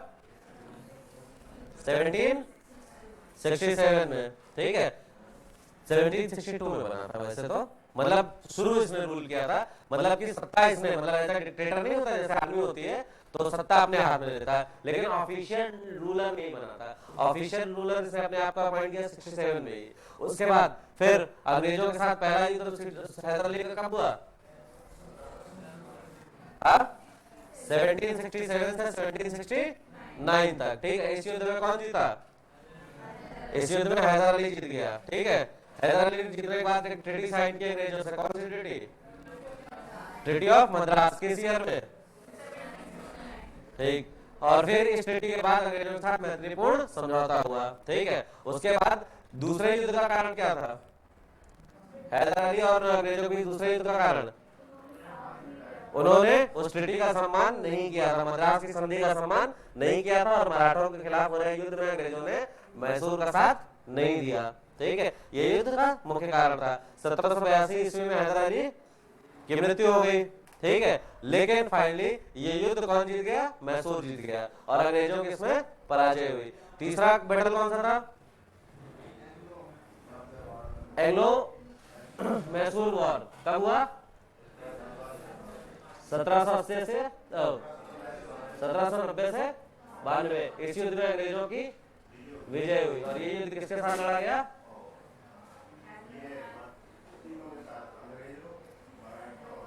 एक तरफ अंग्रेज, मराठा और हैदराबाद के निजाम थे, और दूसरी तरफ था टीपू सुल्तान, ठीक है।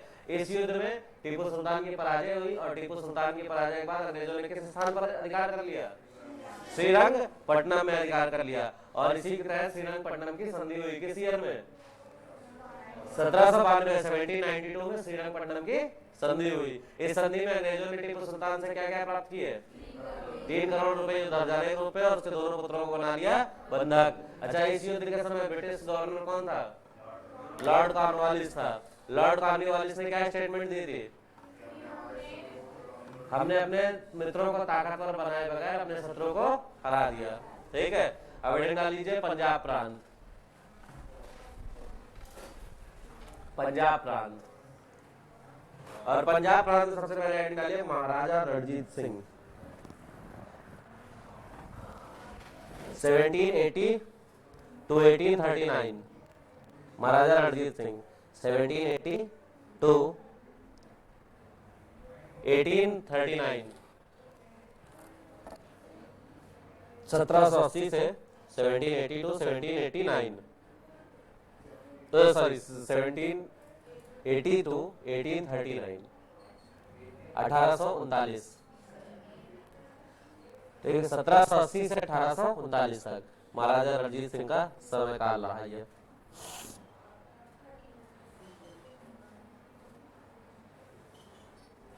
तो देखो भाई, महाराजा रणजीत सिंह बहुत ही योग्य, सुलझे हुए, समझदार योद्धा भी और रूलर भी रहे। जब तक महाराजा रणजीत सिंह जीवित रहे, अंग्रेजों ने बिल्कुल भी कोशिश नहीं की पंजाब की तरफ नजर डालने की भी। क्यों? क्योंकि अंग्रेजों को पता था कि अगर हमने पंजाब की तरफ नजर डाली तो यह हमारी सबसे बड़ी गलती होगी, भारत में पतन का कारण बन सकता है।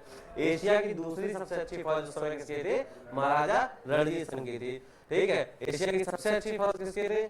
ब्रिटिश की थी। विश्व की सबसे अच्छी फौज भी उस समय ब्रिटिश की थी, लेकिन ब्रिटिश के साथ साथ फ्रांसीसी फौज भी बहुत ताकतवर थी। लेकिन तीसरे नंबर पे आती थी महाराजा रणजीत सिंह की अपनी सेना, ठीक है। साथ ही साथ महाराजा रणजीत सिंह एक बहुत ही संपन्न शासक थे। संपन्न मतलब पंजाब एक बहुत ही फर्टाइल जोन था, जहां पर खेती बहुत अच्छी होती थी, और जिस जगह पर खेती जितनी अच्छी होगी, जाहिर सी बात है उस समय यार ये बताओ भौतिक संसाधन तो थे नहीं, सबसे इंपॉर्टेंट चीज क्या थे? खाने, खाद्यान्न, और जहाँ खाद्यान्न सबसे अच्छे हैं तो जाहिर सी बात वहां से सरकार को लैंड रेवेन्यू बहुत अच्छा मिल रहा होगा। अब यार एक बताओ, 1 बीघा जमीन पे, यहाँ पे मान लो 1 बीघा जमीन पे जो है 5 क्विंटल गेहूं हो रहा है, तो पंजाब में 1 बीघा जमीन पर 15 क्विंटल गेहूं हो जाता है। क्यों? क्योंकि फर्टाइल जमीन है, ठीक है, बहुत अच्छी जमीन है। तो इस वजह से उस जगह से जाहिर सी बात है रेवेन्यू भी ज्यादा कलेक्ट होगा ना। भाई रेवेन्यू मान लो 20% है, तो यहाँ पे 5 क्विंटल हो रहा है, 5 क्विंटल का 20% कितना हुआ? 1 क्विंटल हुआ, है ना। जबकि पंजाब में 15 क्विंटल हो रहा है, 15 क्विंटल का 20% कितना हुआ?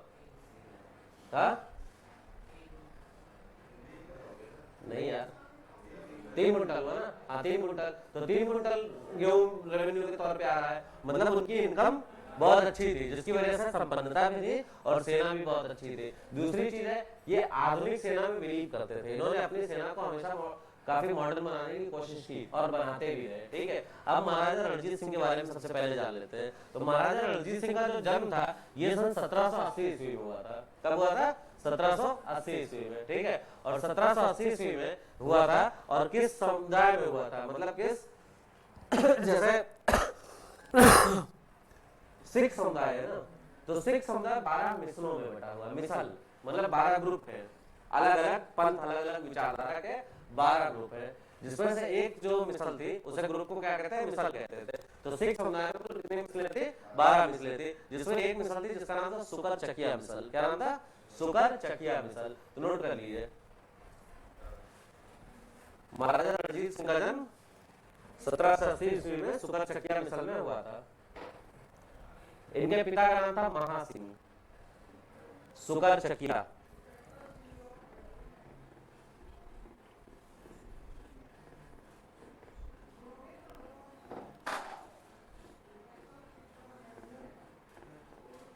सुकर चकिया, इनके पिता का नाम महासिंह था, महासिंह, MAHA, महासिंह। ठीक है। अभी जो सुकर चकिया मिसल थी, इस मिसल के जो मुखिया हुआ करते थे, प्रधान हुआ करते थे, वो महासिंह ही हुआ करते थे। ठीक है। फिर 1780 में जन्म हुआ था, ठीक 12 साल बाद, यानी कि 1792 ईस्वी में। ठीक है। 1792 ईस्वी में महाराजा रणजीत सिंह सुकर चकिया मिसल के प्रधान नियुक्त हुए।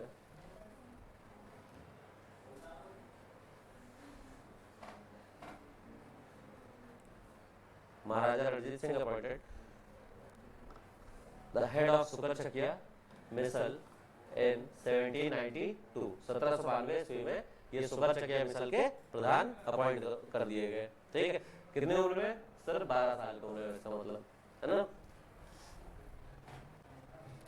मतलब बहुत ही कम उम्र में ये प्रधान नियुक्त हो गए। और फिर इनका सबसे बड़ा उद्देश्य आया सिख साम्राज्य का एक्सपेंशन, है ना, सिख साम्राज्य जो था इसका एक्सपेंशन करना। इस क्रम में सबसे पहले 1799 ईस्वी में इन्होंने लाहौर को कैप्चर कर लिया, लाहौर पर अधिकार कर लिया। 1799 ईस्वी में इन्होंने लाहौर पर अधिकार कर लिया।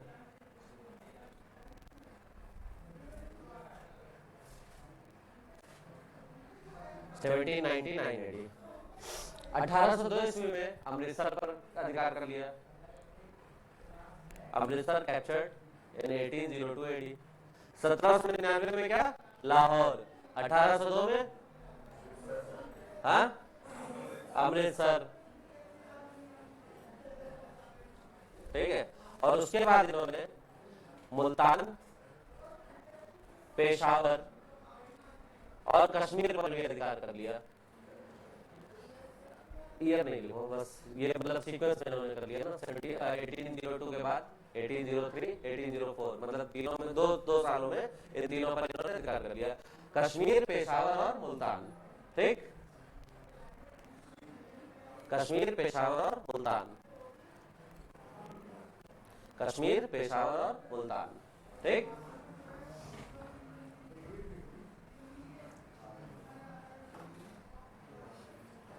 महाराजा Ranjit Singh made his capital Lahore. Maharaja Ranjit Singh ने लाहौर को अपनी राजधानी बनाया, इसीलिए पंजाब की राजधानी मुख्य क्या है, लाहौर रही है हमेशा से। महाराजा रणजीत सिंह ने अपनी राजधानी लाहौर बनाया।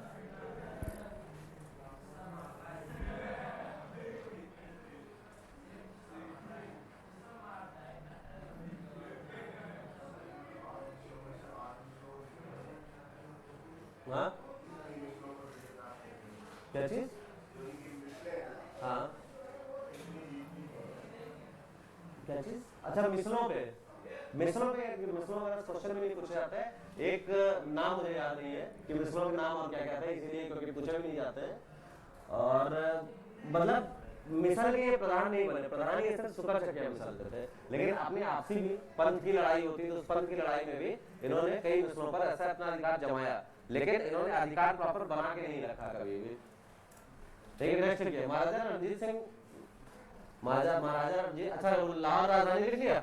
चलिए नेक्स्ट लिखिए, the chief of artillery, the chief of artillery, artillery, the chief of artillery of Maharaja Ranjit Singh was, of Maharaja Ranjit Singh was the chief of artillery,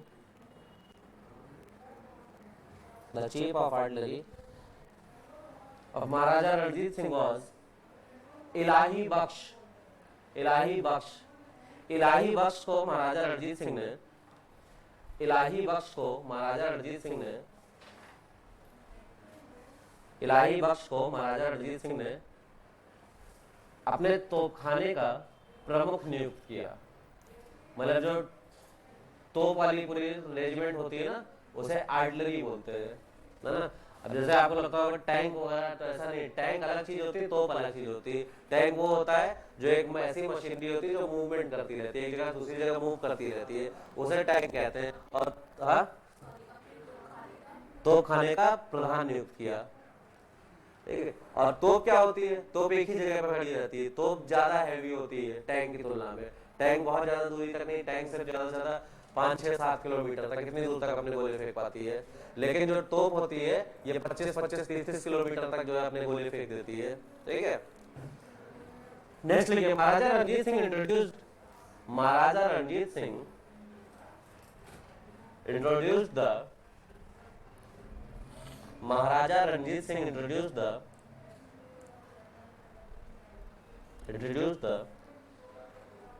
Mahana salary system. Mahana, MAHANA, mahana salary system. Maharaja Ranjit Singh ने महाना वेतन पद्धति की शुरुआत की। महाना वेतन पद्धति, तो महाना वेतन पद्धति की शुरुआत की। जमीन के एक निश्चित क्षेत्र के जमीन के ऊपर आने वाली फसलों का रेवेन्यू एज अ सैलरी देना शुरू किया, ठीक है, अपने अधिकारियों को, सेना के अधिकारियों को, ठीक है। मान लीजिए कोई जमीन है, तो उस जमीन में क्या होता है कि जैसे जमीन दे दी गई, अब इस जमीन से जो फसल होगी, इस फसल का एक हिस्सा महाना पद्धति के तहत जो है उस अधिकारी को दे दिया जाता था। अब मान लीजिए कर्नल है उनकी सेना में, तो कर्नल को सैलरी दे दी जाती थी, वो ऐसे दी जाती थी, जैसे कहते थे महाना वेतन पद्धति, ठीक है। नेक्स्ट लिखिए, the major source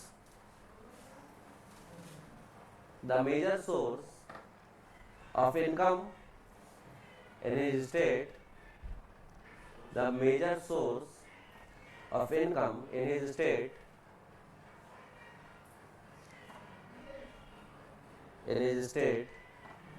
was land revenue। इनके राज्य की इनकम को क्या बोलते हैं, आय। इनके राज्य की आय का मुख्य स्रोत भू राजस्व था। इनके राज्य की आय का मुख्य स्रोत भू राजस्व था।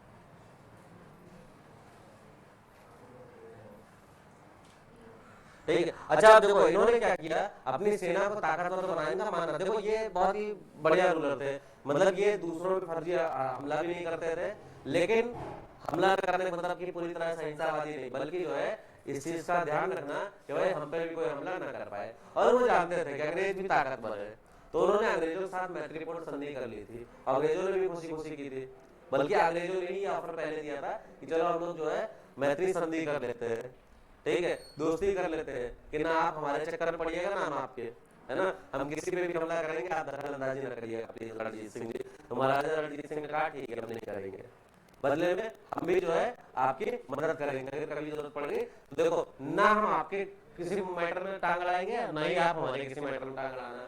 यही थी मैत्री संधि। तो अंग्रेजों ने भी मैत्री संधि कर ली, लेकिन महाराजा रणजीत सिंह जानते थे कि ताकतवर और दोस्त लोग हैं, ठीक है, और अपनी ताकत आपको हमेशा बना के रखना पड़ेगा। इसलिए महाराजा रणजीत सिंह ने अपनी सेना को यूरोपियन तरीके से ट्रेन करना शुरू किया। नोट कर लीजिए इस बात को, महाराजा रणजीत सिंह ने अपनी सेना को यूरोपीय पद्धति से प्रशिक्षित किया। He trained his army in European method. He trained his army in European method.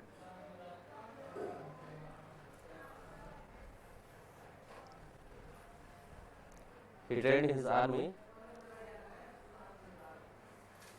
in European method. क्या बता?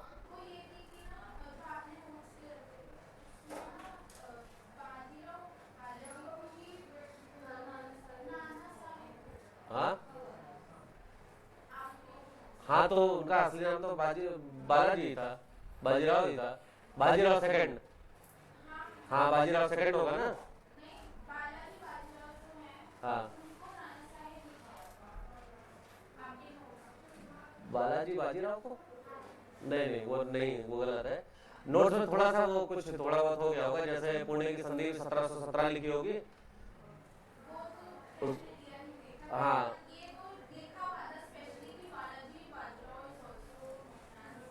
नाना साहब, नाना साहब तो हाँ नाना साहब का इसलिए नहीं क्योंकि नाना साहब बिल्कुल लास्ट पेशवा थे, वो भी नाम के वो पेशवा थे भी नहीं जो, हाँ समझ गए कहाँ पे आप बात कर रहे हो।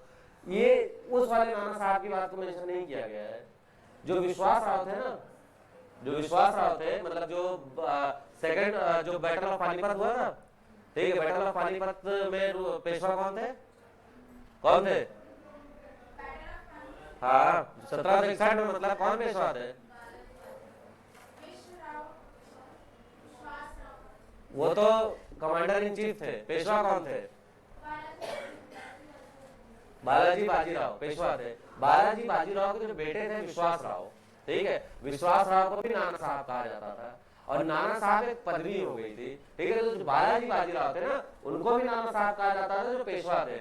लेकिन जो नाना साहब नाम से फेमस हुए, उनका एक्चुअल नाम था धोंधू पंत, जो सबसे लास्ट वाले, मतलब जो ट्रीटी, पुणे की ट्रीटी साइन कर ली गई, उसके बाद जिन्हें बिठूर भेजा गया था, उन्हें नाना साहब के नाम से सबसे ज्यादा जाना जाता है। लेकिन यहाँ पे ये मेंशन है कि जो बालाजी बाजीराव थे 1761 की लड़ाई वाले, मतलब पानीपत का जब युद्ध हुआ तो उस समय जो पेशवा थे, उन्हें भी नाना साहब के नाम से जाना जाता था, ठीक। तो ये उनकी बात की जा रही है। लेकिन जो लास्ट वाले नाना साहब की बात की जा रही है, वो दूसरे नाना साहब थे। नाना साहब के नाम से इतिहास में 1857 की क्रांति के नाम से वो सबसे लास्ट वाले को ही माना जाता है, ठीक है। क्या लिखा अभी? हाँ, यूरोपियन पद्धति से इन्होंने अपनी आर्मी को ट्रेन किया, ठीक है। नेक्स्ट पॉइंट इसे नोट करिए। घुड़सवार सेना के प्रशिक्षण के लिए, घुड़सवार सेना के प्रशिक्षण के लिए फ्रांसीसी कमांडर एलॉर्ड को नियुक्त किया गया।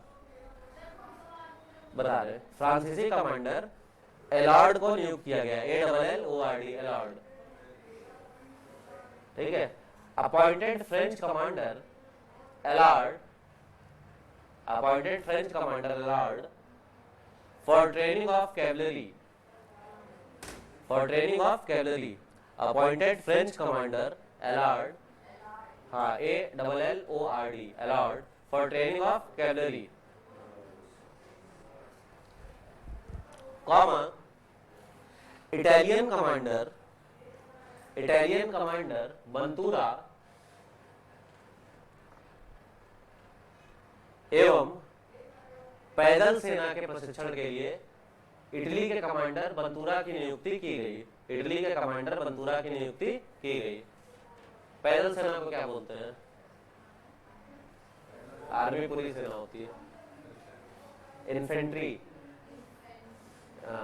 लिखिए। And Italian commander Ventura to trained infantry, and Italian commander Bantura to trained infantry, to trained infantry, पैदल सेना के प्रशिक्षण के लिए इटली के कमांडर बंतूरा को नियुक्त किया गया। अच्छा, ये सब बहुत ही जाने माने कमांडर थे अपने देश के। महाराजा रणजीत सिंह ने इन सबको बुलवाया स्पेशली अपने यहाँ, भाई हमारी सेना को आप ट्रेनिंग दो यूरोपियन मेथड से, ठीक है। नेक्स्ट पॉइंट लिखिए।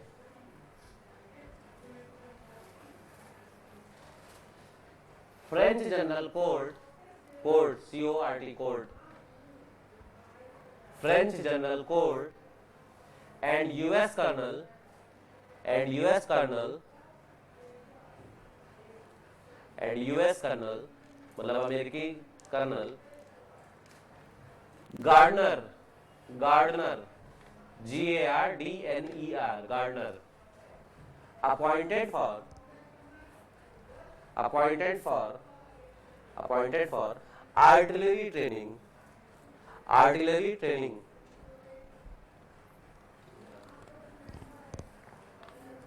artillery training, तोपखाने के प्रशिक्षण के लिए, तोपखाने के प्रशिक्षण के लिए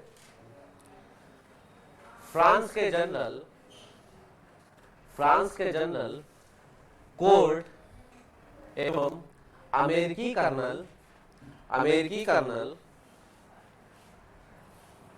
गार्डनर को नियुक्त किया गया, गार्डनर को नियुक्त किया गया, ठीक। अब ये अपनी सेना की तैयारी पूरी जबरदस्त रख रहे थे कि भाई किसी भी तरह की कोई कमी ना हो, इसीलिए एशिया की दूसरी सबसे बड़ी सेना मानी जाती थी महाराजा रणजीत सिंह की। इधर ब्रिटिश भी ये चीज देख रहे थे कि भाई आर्थिक रूप से बहुत संपन्न है, तो आर्थिक रूप से बहुत संपन्न राज्यों को भी ब्रिटिश ने जीता था, ऐसी बात नहीं है।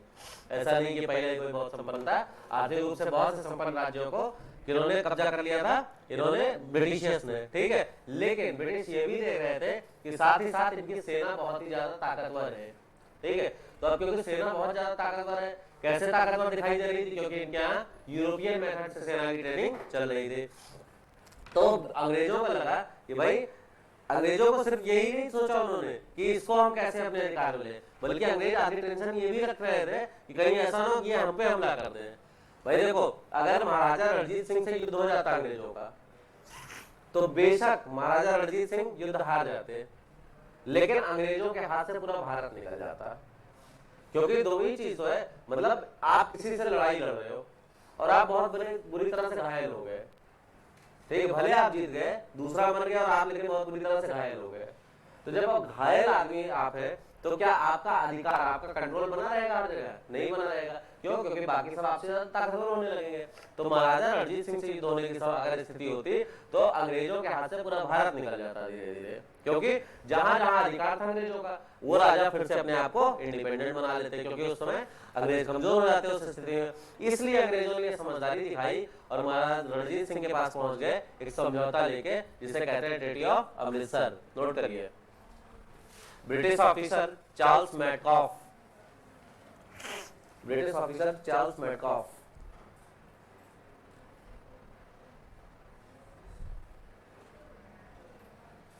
Sign treaty, British officer Charles Metcalfe, Metcalfe METCAFF, Metcalfe. Metcalfe का नाम सुना है कहीं? यहाँ मैडकॉफ हाउस है ना, ये उसी मैडकॉफ का ही हाउस है। एक ब्रिटिश ऑफिसर चार्ल्स मैडकॉफ यहीं पे रहता है। जब आप कश्मीरी गेट से इधर क्या नाम मजनू के टीला की तरफ जाएंगे ना, तो रास्ते में ही पड़ेगा मैडकॉफ हाउस, ठीक है। तो Charles Metcalfe sign treaty, Metcalfe METCAFF, Charles Metcalfe sign treaty with Maharaja Ranjit Singh, with Maharaja Ranjit Singh,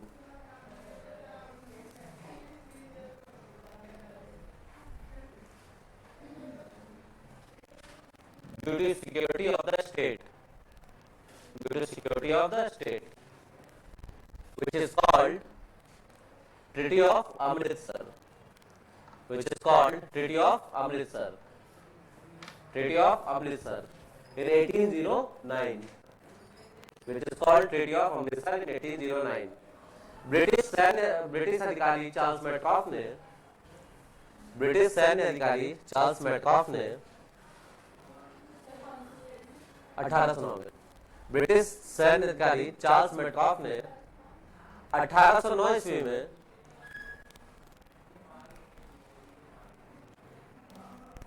साम्राज्य की सुरक्षा की दृष्टि से महाराजा रणजीत सिंह से संधि की, महाराजा रणजीत सिंह से मित्रवत संधि की, मित्रवत संधि की, मित्रवत संधि की, मित्रवत संधि की, जिसे अमृतसर की संधि के नाम से जाना जाता है, जिसे अमृतसर की संधि के नाम से जाना जाता है। देख, अब सोचो, अंग्रेज, ये भारत में पहला शासन ऐसा था जिससे अंग्रेजों ने खुद मित्रवत संधि की थी, इस टेंशन में कहीं हम पे हमला न कर दे, कितना ताकतवर रहा होगा, ठीक है। इसीलिए एक फ्रांसीसी यात्री, जो ट्रेवलर होते हैं ना, पहले ट्रेवलर होते हैं, जैसे इब्न बतूता हुआ, ठीक है, ऐसे एक था फ्रांसीसी ट्रेवलर था जिसका नाम था विक्टर जैकमा, ठीक है। विक्टर जैकमा भारत आया था, और जब विक्टर जैकमा भारत आया था, भारत में उसने महाराजा रणजीत सिंह को बहुत ही पास से जो है जाना कि महाराजा रणजीत सिंह की सेना क्या है, इनका शासन कैसे चलाते हैं ये, तो फिर उसने देखा कि बहुत ताकतवर है, तो महाराजा रणजीत सिंह ने, सॉरी विक्टर जैकमा ने, जो कि फ्रांसीसी ट्रेवलर था, उसने महाराजा रणजीत सिंह की तुलना की नेपोलियन बोनापार्ट से, ठीक है। नोट कर लीजिए इस बात को। French traveller Victor Jacquemont, French traveller Victor Jacquemont, French traveller Victor Jacquemont compared Maharaja Ranjit Singh, compared Maharaja Ranjit Singh, compared Maharaja Ranjit Singh to Napoleon Bonaparte, to Napoleon Bonaparte, to Napoleon Bonaparte.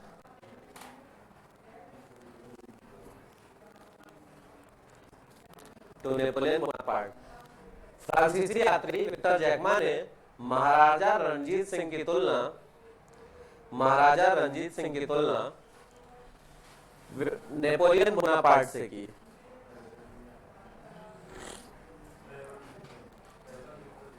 ना फ्रांसीसी यात्री विक्टर जैकमा नाम था, यात्री जो घूमते रहते हैं, नए नए देशों का भ्रमण करते रहते हैं। पहले भी लोग भ्रमण करते थे, आज तो बहुत ट्रेवलर हो गए हैं, ब्लॉगिंग सब करने लगे हैं।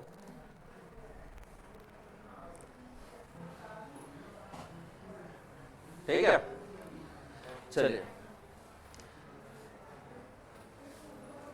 हेडिंग डालिए, first Anglo Sikh war, first Anglo Sikh war.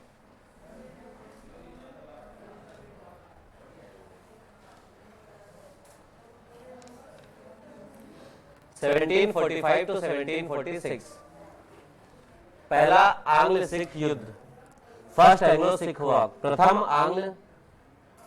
आंग्ल सिख युद्ध 1845 से 1846, 1845 से 1846, 1700 को बोले, 1700 बोला था, 1800 ले लो, 1845 से 1846।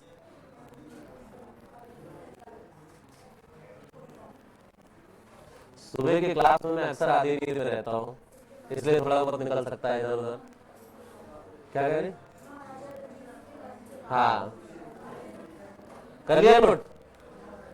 अब देखो, अंग्रेजों ने तब तक पंजाब की तरफ नजर नहीं डाली जब तक महाराजा रणजीत सिंह जिंदा थे। अंग्रेज समझदार इतने थे कि सिर्फ पंजाब ही नहीं बल्कि मराठों पे भी अंग्रेजों ने तब तक अधिकार करने की बिल्कुल कोशिश नहीं की जब तक मराठा साम्राज्य ताकतवर था। जब मराठा साम्राज्य कमजोर होने लगा, और कमजोर कैसे होता है? अंदरूनी कलह से। ठीक है, महाराजा रणजीत सिंह के बाद इनके जो वंशज थे आगे के, जैसे खड़क सिंह, नौनिहाल सिंह, खुशहाल सिंह, ये सब इनके वंशज थे। तो ये जो वंशज थे ये राजा बनने को लेके आपस में ही लड़ने लग गए, और इनके साम्राज्य में महाराजा रणजीत सिंह के दरबार में ही कई गुट अलग अलग बन गए। ठीक है, जिसमें एक डोगरा गुट भी था। ठीक है, तो कई अलग अलग, डोगरा आपने सुना होगा इसलिए डोगरा जिक्र किया, डोगरा रेजिमेंट के नाम से एक रेजिमेंट थी इंडियन आर्मी में, है अभी मतलब। तो कई गुट बढ़ गए। अब जब ये कई गुटों में बढ़ गए, कई ग्रुप्स में बढ़ गए, तो फिर भाई धीरे धीरे सब एक दूसरे के खिलाफ काम करने लगते हैं। तो राज्य को सुचारू रूप से चलाने के बजाय आपसी कलह में ये इन्वॉल्व हो गए, जिसकी वजह से धीरे धीरे होने लगे कमजोर। जब कमजोर होने लगे तो अंग्रेजों को मिल गया मौका। अब अंग्रेजों को मौका मिला, ठीक है, लेकिन भाई किस तरह से युद्ध करें? आखिर कोई बहाना तो चाहिए युद्ध करने का। अब ऐसे थोड़ी जबरदस्ती में पहुंच गए लड़ने, क्या बैठे और जो है मान लो ये बैठे हैं, ठीक है, ये उठी जबरदस्ती जो है लड़ने लग गई। कोई ना कोई इनको बहाना चाहिए ना। अब जैसे इन्होंने बहाना क्या दे दिया, तुमने अपनी चेयर पीछे क्यों की, फालतू को बहाना, इस तरह की कोई ना कोई बहाना चाहिए। तो एक ब्रिटिश मेजर था, ब्रिटिश ईस्ट इंडिया आर्मी का एक मेजर था जिसका नाम था मेजर ब्रॉडफुट। क्या नाम था? ब्रॉडफुट। तो मेजर ब्रॉडफुट ने क्या किया कि सिखों से युद्ध लड़ा जा सके। ब्रॉडफुट जानता था ये सिख जो होते हैं ये बहुत एग्रेसिव किस्म के होते हैं, जरा सा सी बात में चढ़ जाते हैं। ठीक है, और एग्रेसिव मतलब है कि जैसे आपने देखा भी होगा, सिख कम्युनिटी ऐसी कम्युनिटी है जो मतलब लड़ने में बहुत ही ज्यादा, मतलब क्या हुआ तो ये एक ऐसी कम्युनिटी है जो कि मतलब बड़ी बहादुरी के मामले में मानी जाती है। सिख कम्युनिटी मतलब लड़ाई के मामले में सिख कम्युनिटी बड़ा नाम रखती है। इजराइल में एक प्लेस है, भारत सम्मान नहीं करता है लेकिन सिखों का वो बहुत सम्मान करता है, क्योंकि इंडिया की जो सिख रेजिमेंट थी सेकेंड वर्ल्ड वॉर में, उसने इजराइल को उस पूरे एरिया को बचा लिया था जर्मनियों से। ठीक है, पूरे एरिया को बचा लिया था। और एक और आपको बैटल पता होगी, बैटल ऑफ अफगान। ठीक है, सारा गढ़ी मूवी आई थी जिसपे केसरी। ठीक है, इसमें 21 सिख रेजिमेंट के 21 जवानों ने अफगानों से लड़ाई की थी। तो ये बड़े एग्रेसिव किस्म के होते हैं, मतलब इनको जो है छेड़ो तो इनको उकसाना बहुत आसान होता है, ठीक है। जोक भी इसीलिए वो इनके ऊपर चलाए जाते हैं कि ज्यादा दिमाग नहीं लगाते हैं, तुरंत एग्रेसिव हो जाते हैं, कुछ जोक भी इसीलिए। लेकिन भाई बहादुरी के मामले में हमेशा से रहे। तो होता क्या है कि जो ब्रिटिश अधिकारी था ब्रॉडफुट था, तो ब्रॉडफुट ने जानबूझ क्या किया कि कम्युनिटी के खिलाफ कुछ ऐसी बातें बोल दी, उत्तेजक बातें, है ना। जैसे मान लो आप, अरे इस क्लास के स्टूडेंट सारे बेवकूफ है, अकल ही नहीं, अकल घुटनों में, ऐसी बातें अगर आपको बोली जाए, मैनेजमेंट बोले, तो भाई आप भी तुरंत एग्रेसिव होने लगोगे। तो ऐसे ही सिखों को क्या किया, ब्रिटिश अधिकारी मेजर ब्रॉडफुट ने जो है इस तरह की उत्तेजक बातें बोली, जिससे वो भड़क गए कि ऐसा कैसे बोले, हथियार उठा लिए। और ब्रिटिशर्स को क्या चाहिए था कि हम ही ना युद्ध करें, बल्कि वो हमसे युद्ध कर ले। ये तो तैयारी करके बैठे थे, वो अभी किस अकड़ में थे कि हम बहुत ताकतवर हैं, ठीक है। धीरे धीरे ताकत कम होती जाती है ना, लेकिन जो पिछली ताकत होती है वो आप कभी देखेंगे, कोई इंसान होता है नॉर्मल लोअर क्लास या फिर लोअर मिडिल क्लास, ठीक है, और अगर कभी उसका दादा परदादा के पास 100 बीघा जमीन रही होती है, तो अक्सर बैठेगा लोगों के साथ, वही बातें करेगा, करे 100 बीघा जमीन थी, ये था, मतलब उसी ख्यालों में खोया रहता है। तो ये जो सिख थे, ये क्या थे, ये उसी एटीट्यूड में थे कि भाई हम बहुत ताकतवर है। इन्होंने हमारे खिलाफ ऐसी बात बोल कैसे दी, युद्ध छेड़ दिया। ब्रॉडफुट यही चाह रहा था, युद्ध हो गया, पटक पटक के मारा सिखों को, ठीक है। सिख कम्युनिटी जो है इसमें बहुत बुरी तरह तबाह हुई। सेना अभी भी ताकतवर थी, लेकिन लीडरशिप बहुत बेकार थी। मतलब ये जो महाराजा रणजीत सिंह के बाद ये जो सिख कम्युनिटी की जो सेना थी पंजाब प्रांत की, ये बहुत ताकतवर सेना थी अभी भी, क्योंकि देखो ताकत कितनी आसानी से नहीं खत्म होती है ना। ताकत कैसे खत्म होती है, ताकत धीरे धीरे खत्म होती है भाई। क्वालिटी जो ताकत आती भी धीरे धीरे और खत्म भी धीरे धीरे होती है। इसका सबसे सीधा एग्जांपल आप ले लीजिए, आप इंडिया की वो क्रिकेट टीम को, आज पूरे वर्ल्ड में सबसे ताकतवर कौन है, इंडियन क्रिकेट टीम है। क्यों है, वो इसलिए है, जो लोग क्रिकेट जानते होंगे तो पहले आप देखो कि सन 2000 तक भारतीय टीम कोई बहुत ज्यादा अच्छी टीम नहीं थी, अच्छी टीम थी लेकिन जीतने वाली नहीं। माना सबसे ताकतवर कौन जाता था, ऑस्ट्रेलिया, ठीक है। लेकिन उसके बाद धीरे धीरे 2003 के वर्ल्ड कप में उसने बढ़िया खेला, फिर धीरे धीरे इनकी टीम में प्रोग्रेस होती गई और इस समय की सबसे ताकतवर टीम है, ठीक है। अच्छा, ऑस्ट्रेलिया में एक चीज देखो, चाहे पुरानी टीम थी वो भी बहुत ताकतवर थी, नई टीम आई वो भी बहुत अच्छी टीम बनती है। क्यों अच्छी बनती है, क्योंकि एक बार बताओ, लोग तो वही होते हैं ना भाई, नया बंदा है तो कोई जरूरी थोड़ी कि स्टीव वॉर जैसा ही अच्छा खिलाड़ी होगा या ग्लेन मैकग्रा जैसा अच्छा बॉलर होगा।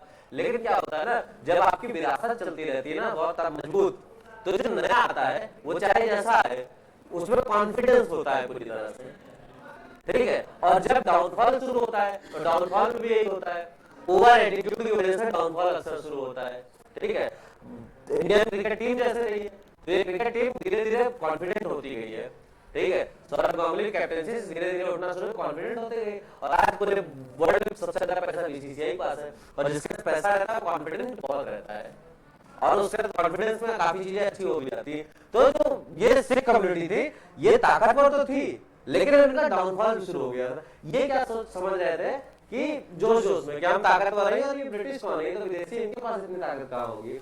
वो सीधे बिना देखे लड़ने लगे और अंग्रेजों ने इनको हराया बहुत बुरी तरह से और हराने के बाद ही ट्रीटी साइन की। तो नोट करिए जरा, फर्स्ट एंग्लो सिख वॉर में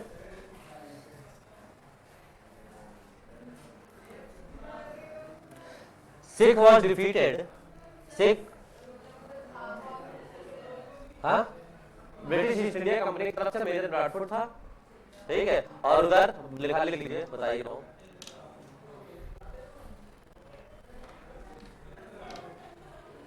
Sikh was defeated in this war. Sikh was defeated in this war, and Maharaja Dilip Singh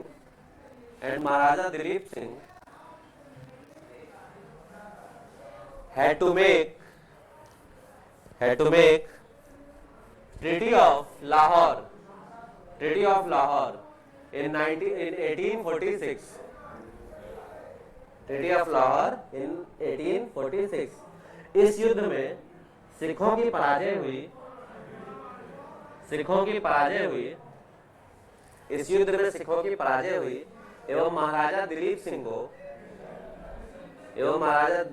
को 1846 ईस्वी में अंग्रेजों से लाहौर की संधि करनी पड़ी।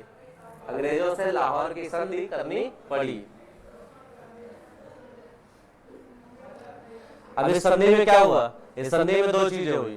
पहली चीज, अंग्रेजों ने कहा कि भाई आपके दरबार में हमारा एक रेजिडेंट रहेगा। मतलब क्या कि हमारी एक सेना की टुकड़ी जो है आपके दरबार में हमेशा रहेगी। ठीक, अंग्रेज यही करते थे। अंग्रेज पहली बात युद्ध हर्जाना भी लेते थे जब युद्ध लड़ते थे कि हमने युद्ध लड़ा, खर्चा हुआ, लेकिन युद्ध हर्जाना खर्चा कैसे हुआ भाई? अंग्रेजों ने हमेशा जिसको हराया उसके यहाँ अपना एक रेजिडेंट रख देते थे, मतलब सेना की एक टुकड़ी रख देते थे। और सेना की टुकड़ी, मान लीजिए हमने आपसे कहा कि अच्छा जरा हमारी सेना है, जरा अपने घर में रख लीजिए, तो भाई जब आप अपने घर में हमारी सेना रखेंगे हमें आप खर्चा देना चाहिए उस सेना का। लेकिन हम कैसे रखते हैं कि रख लीजिए, इसका जो खर्चा होगा वो आप करेंगे, इसका खर्च सारा आप उठाएंगे। तो इस ट्रीटी में क्या साइन किया गया कि सबसे पहले बात, एक ब्रिटिश सैन्य टुकड़ी जो है वो कहां? सिख दरबार में रहेगी, ठीक है, सिख शासन में रहेगी। और दूसरी चीज कि महाराजा दिलीप सिंह से अंग्रेजों ने जो कश्मीर वाला पार्ट नहीं था, जो आज का भारत का कश्मीर है, ये कश्मीर जो है ले लिया। और एक व्यापारी था जिसका नाम था दिलीप सिंह, और दिलीप सिंह को बेच दिया। और दिलीप सिंह कह रहा हूं, गुलाब सिंह, उसका नाम था गुलाब सिंह। गुलाब सिंह को कश्मीर भेज दिया। अंग्रेजों ने कश्मीर जो है महाराजा दिलीप सिंह से लेकर किसे भेज दिया? गुलाब सिंह को भेज दिया। बाद में यही गुलाब सिंह का आगे रूल शुरू हुआ, जिसके वंशज थे महाराजा हरि सिंह। हाँ, गुलाब सिंह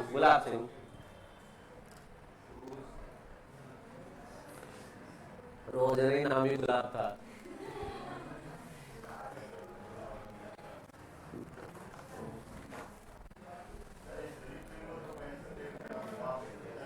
हाँ, अभी भेजेंगे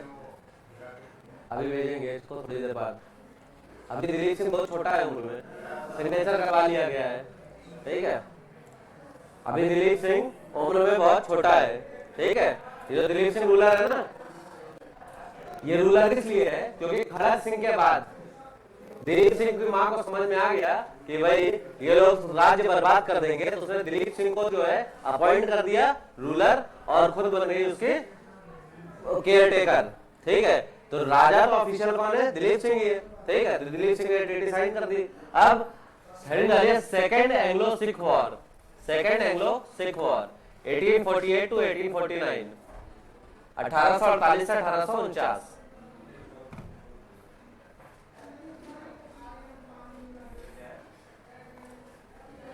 (1848) 1848 टू 1849, 1848 से 1849। इस युद्ध में भी सिखों की हार हुई। Sikh defeated by British.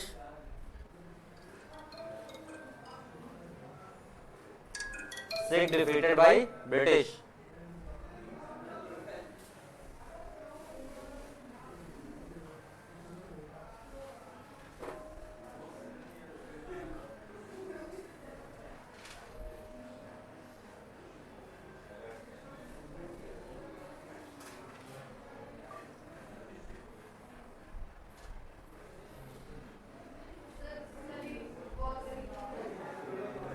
कोई रीजन नहीं खास था इस वाली वॉर का। एक सबसे बड़ा सिर्फ इकलौता रीजन था, शांत रहो, इस वॉर का इकलौता रीजन था।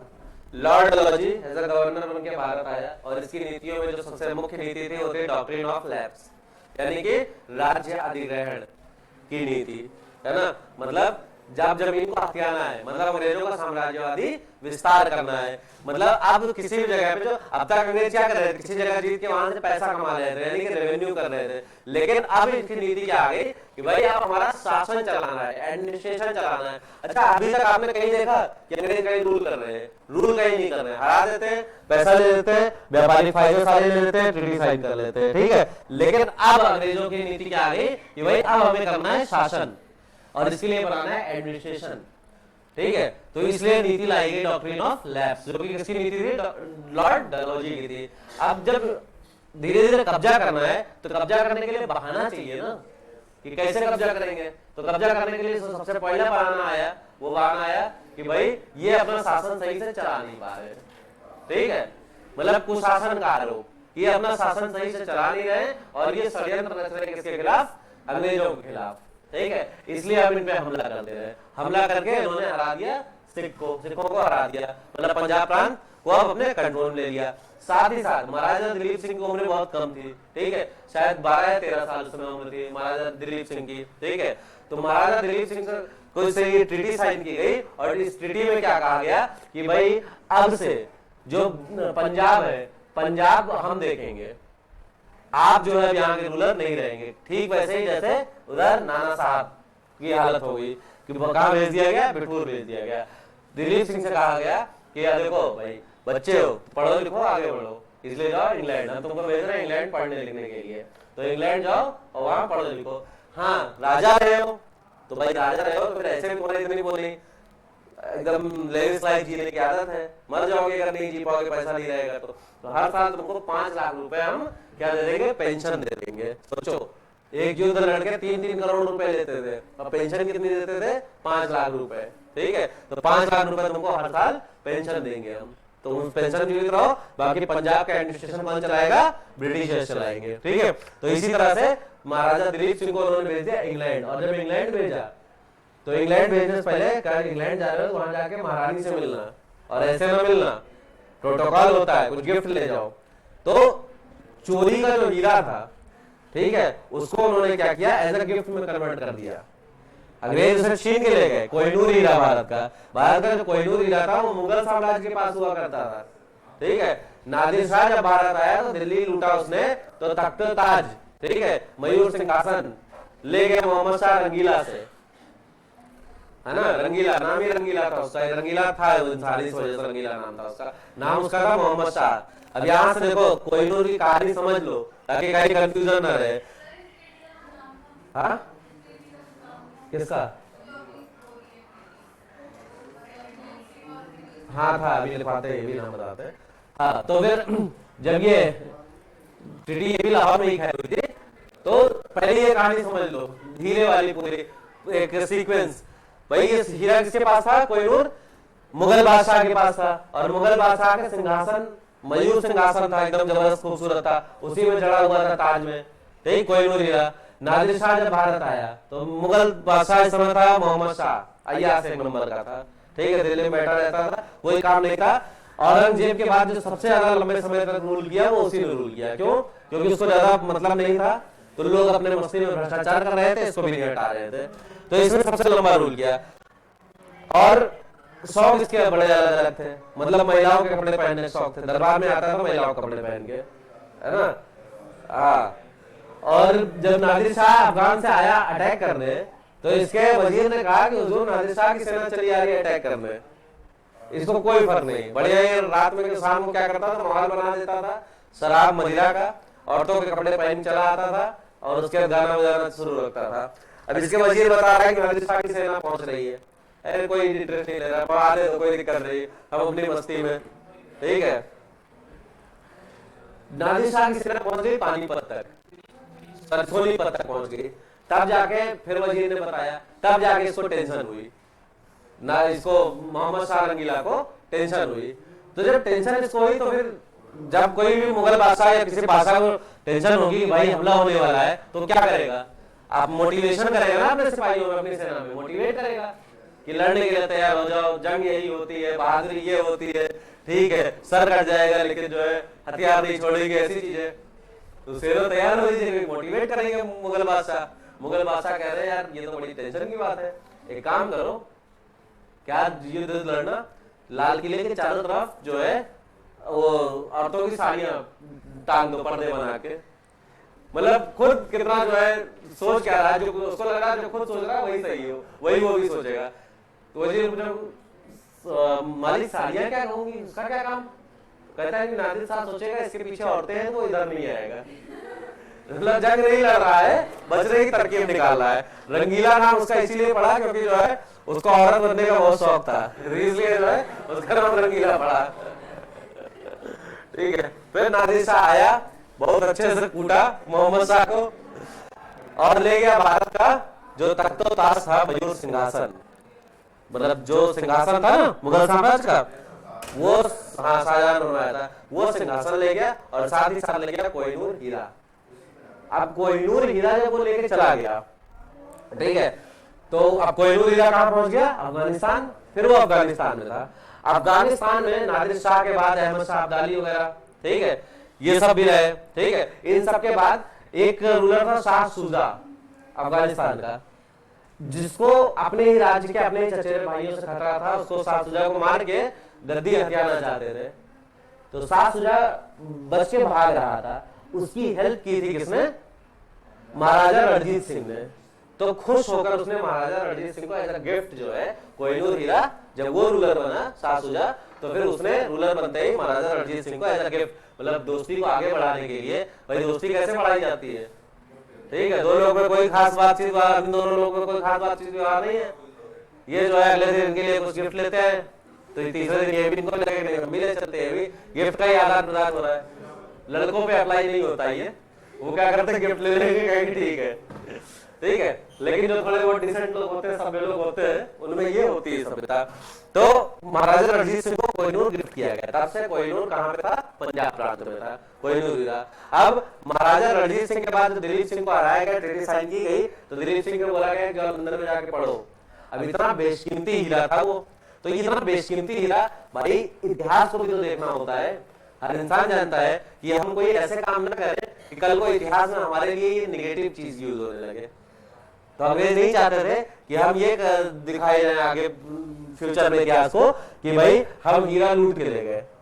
तो रणजीत सिंह से कहा ये लो हीरा पकड़ो और जाके महारानी से मिलो और उनको गिफ्ट दो प्रोटोकॉल में, ये हीरा, इससे क्या हो जाएगा गिफ्ट।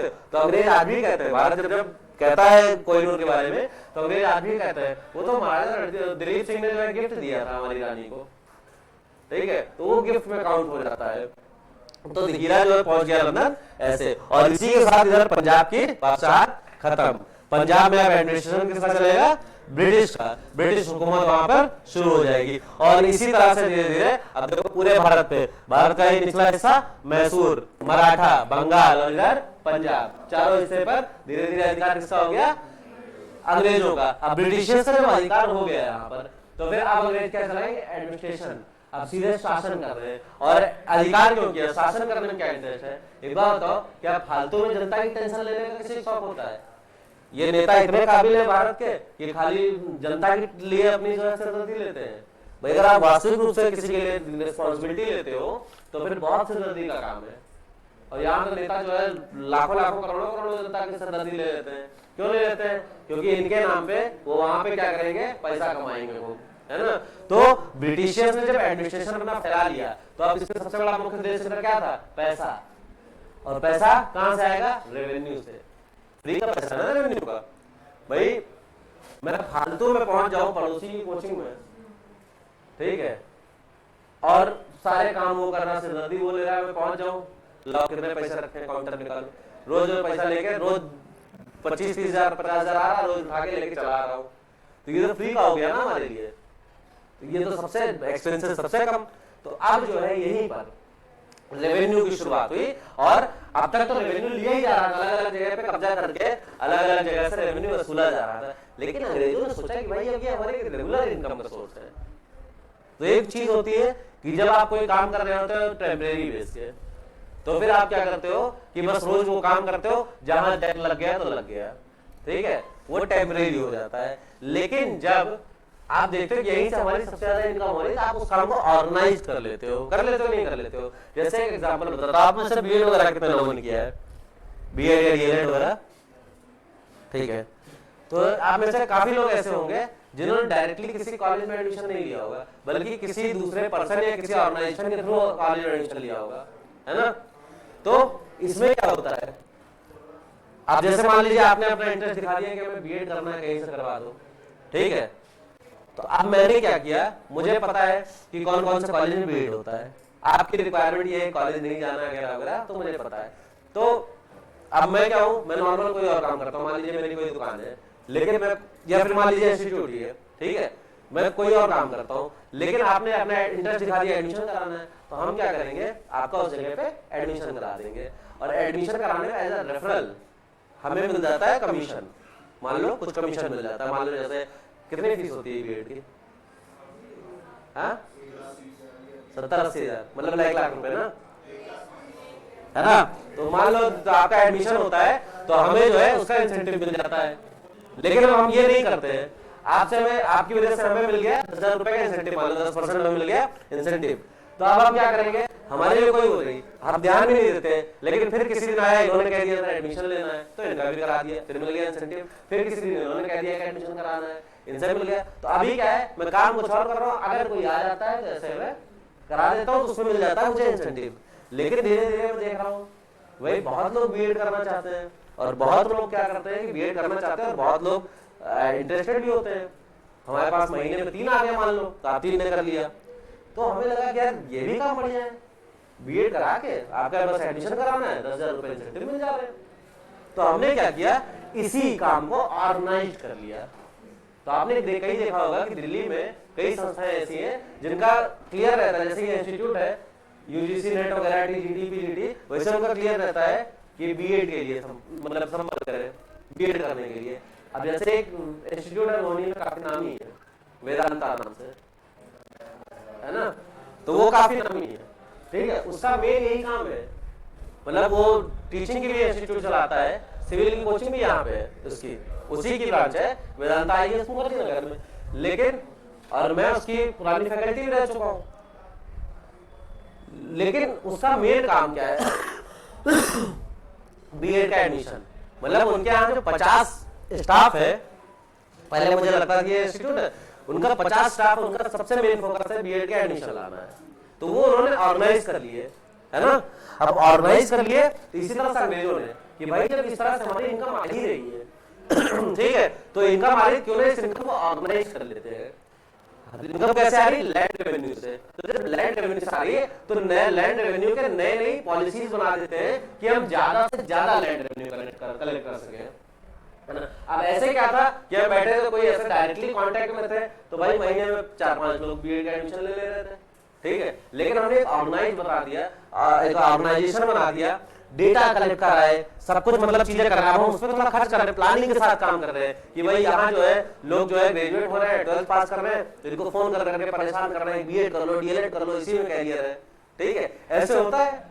तो अब हम क्या काम कर रहे हैं, ऑर्गेनाइज काम कर रहे हैं। तो जब हम खुद अप्रोच कर रहे हैं लोगों को, तो जहां हमारे पास महीने में 4-5 लोग आ रहे थे, अब क्या है महीने में 25 लोग आ रहे हैं। तो अब ये ऑर्गेनाइज होने की वजह से ही तो लोग ज्यादा आ रहे हैं, यानी इनकम बढ़ रही है। इसीलिए जो रेवेन्यू था, इस रेवेन्यू को क्या किया गया, ऑर्गेनाइज कर लिया गया, और इसके तहत 3 लैंड रेवेन्यू सिस्टम बनाए गए, ठीक है। तो लैंड रेवेन्यू सिस्टम, इसके डिटेल्स के आपको नोट्स भेजूंगा, ठीक है। लेकिन तीनों नाम लिख दीजिए, ये इंपॉर्टेंट है पढ़ने के लिए, लेकिन इसके नोट्स आपको भेजूंगा, बस तीनों के, लेकिन फिलहाल नाम लिख दीजिए। पहला लिखिए परमानेंट सेटलमेंट, स्थायी बंदोबस्त, परमानेंट सेटलमेंट यानी स्थायी बंदोबस्त, ठीक है। दूसरा लिखिए रैयतवाड़ी सिस्टम, रैयतवाड़ी सिस्टम,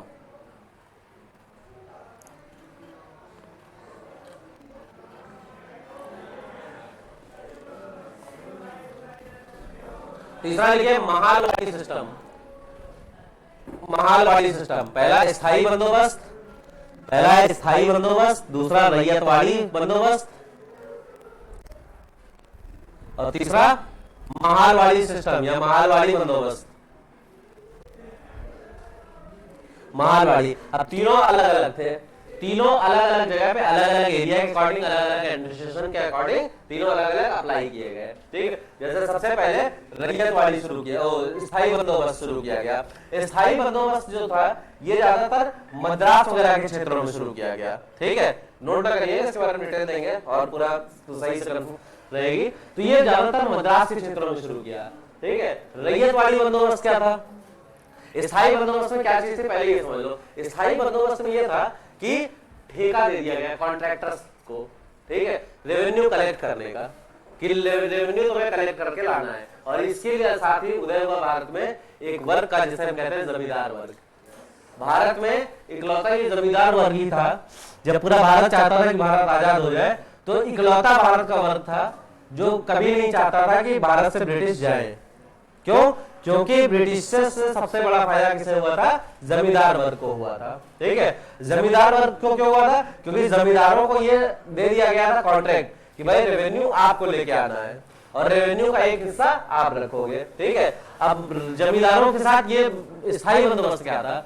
मतलब फिक्स थी चीजें। अरे डिस्टर्ब क्यों हो रहे हो कॉपी बैग रखने में? एक मिनट रुक जाओ। स्थायी बंदोबस्त में चीजें फिक्स थी। स्थायी बंदोबस्त में ये कहा गया कि भाई जो रेवेन्यू है ये फिक्स है। मान लीजिए आचार्य से रेवेन्यू लेके आना है, तो इस एरिया का बोली लगाओ कि कौन सबसे ज्यादा रेवेन्यू देगा। ठीक है, अब इस क्लास से रेवेन्यू कलेक्ट करना है, बोली लगाना है, तो इस बोली लगाने में 4-3 लोगों ने, मान लो आगे बैठे 3 लोगों ने बोली लगा दी। इन्होंने कहा हम 10 लाख रुपए रेवेन्यू लाएंगे महीने का, साल का।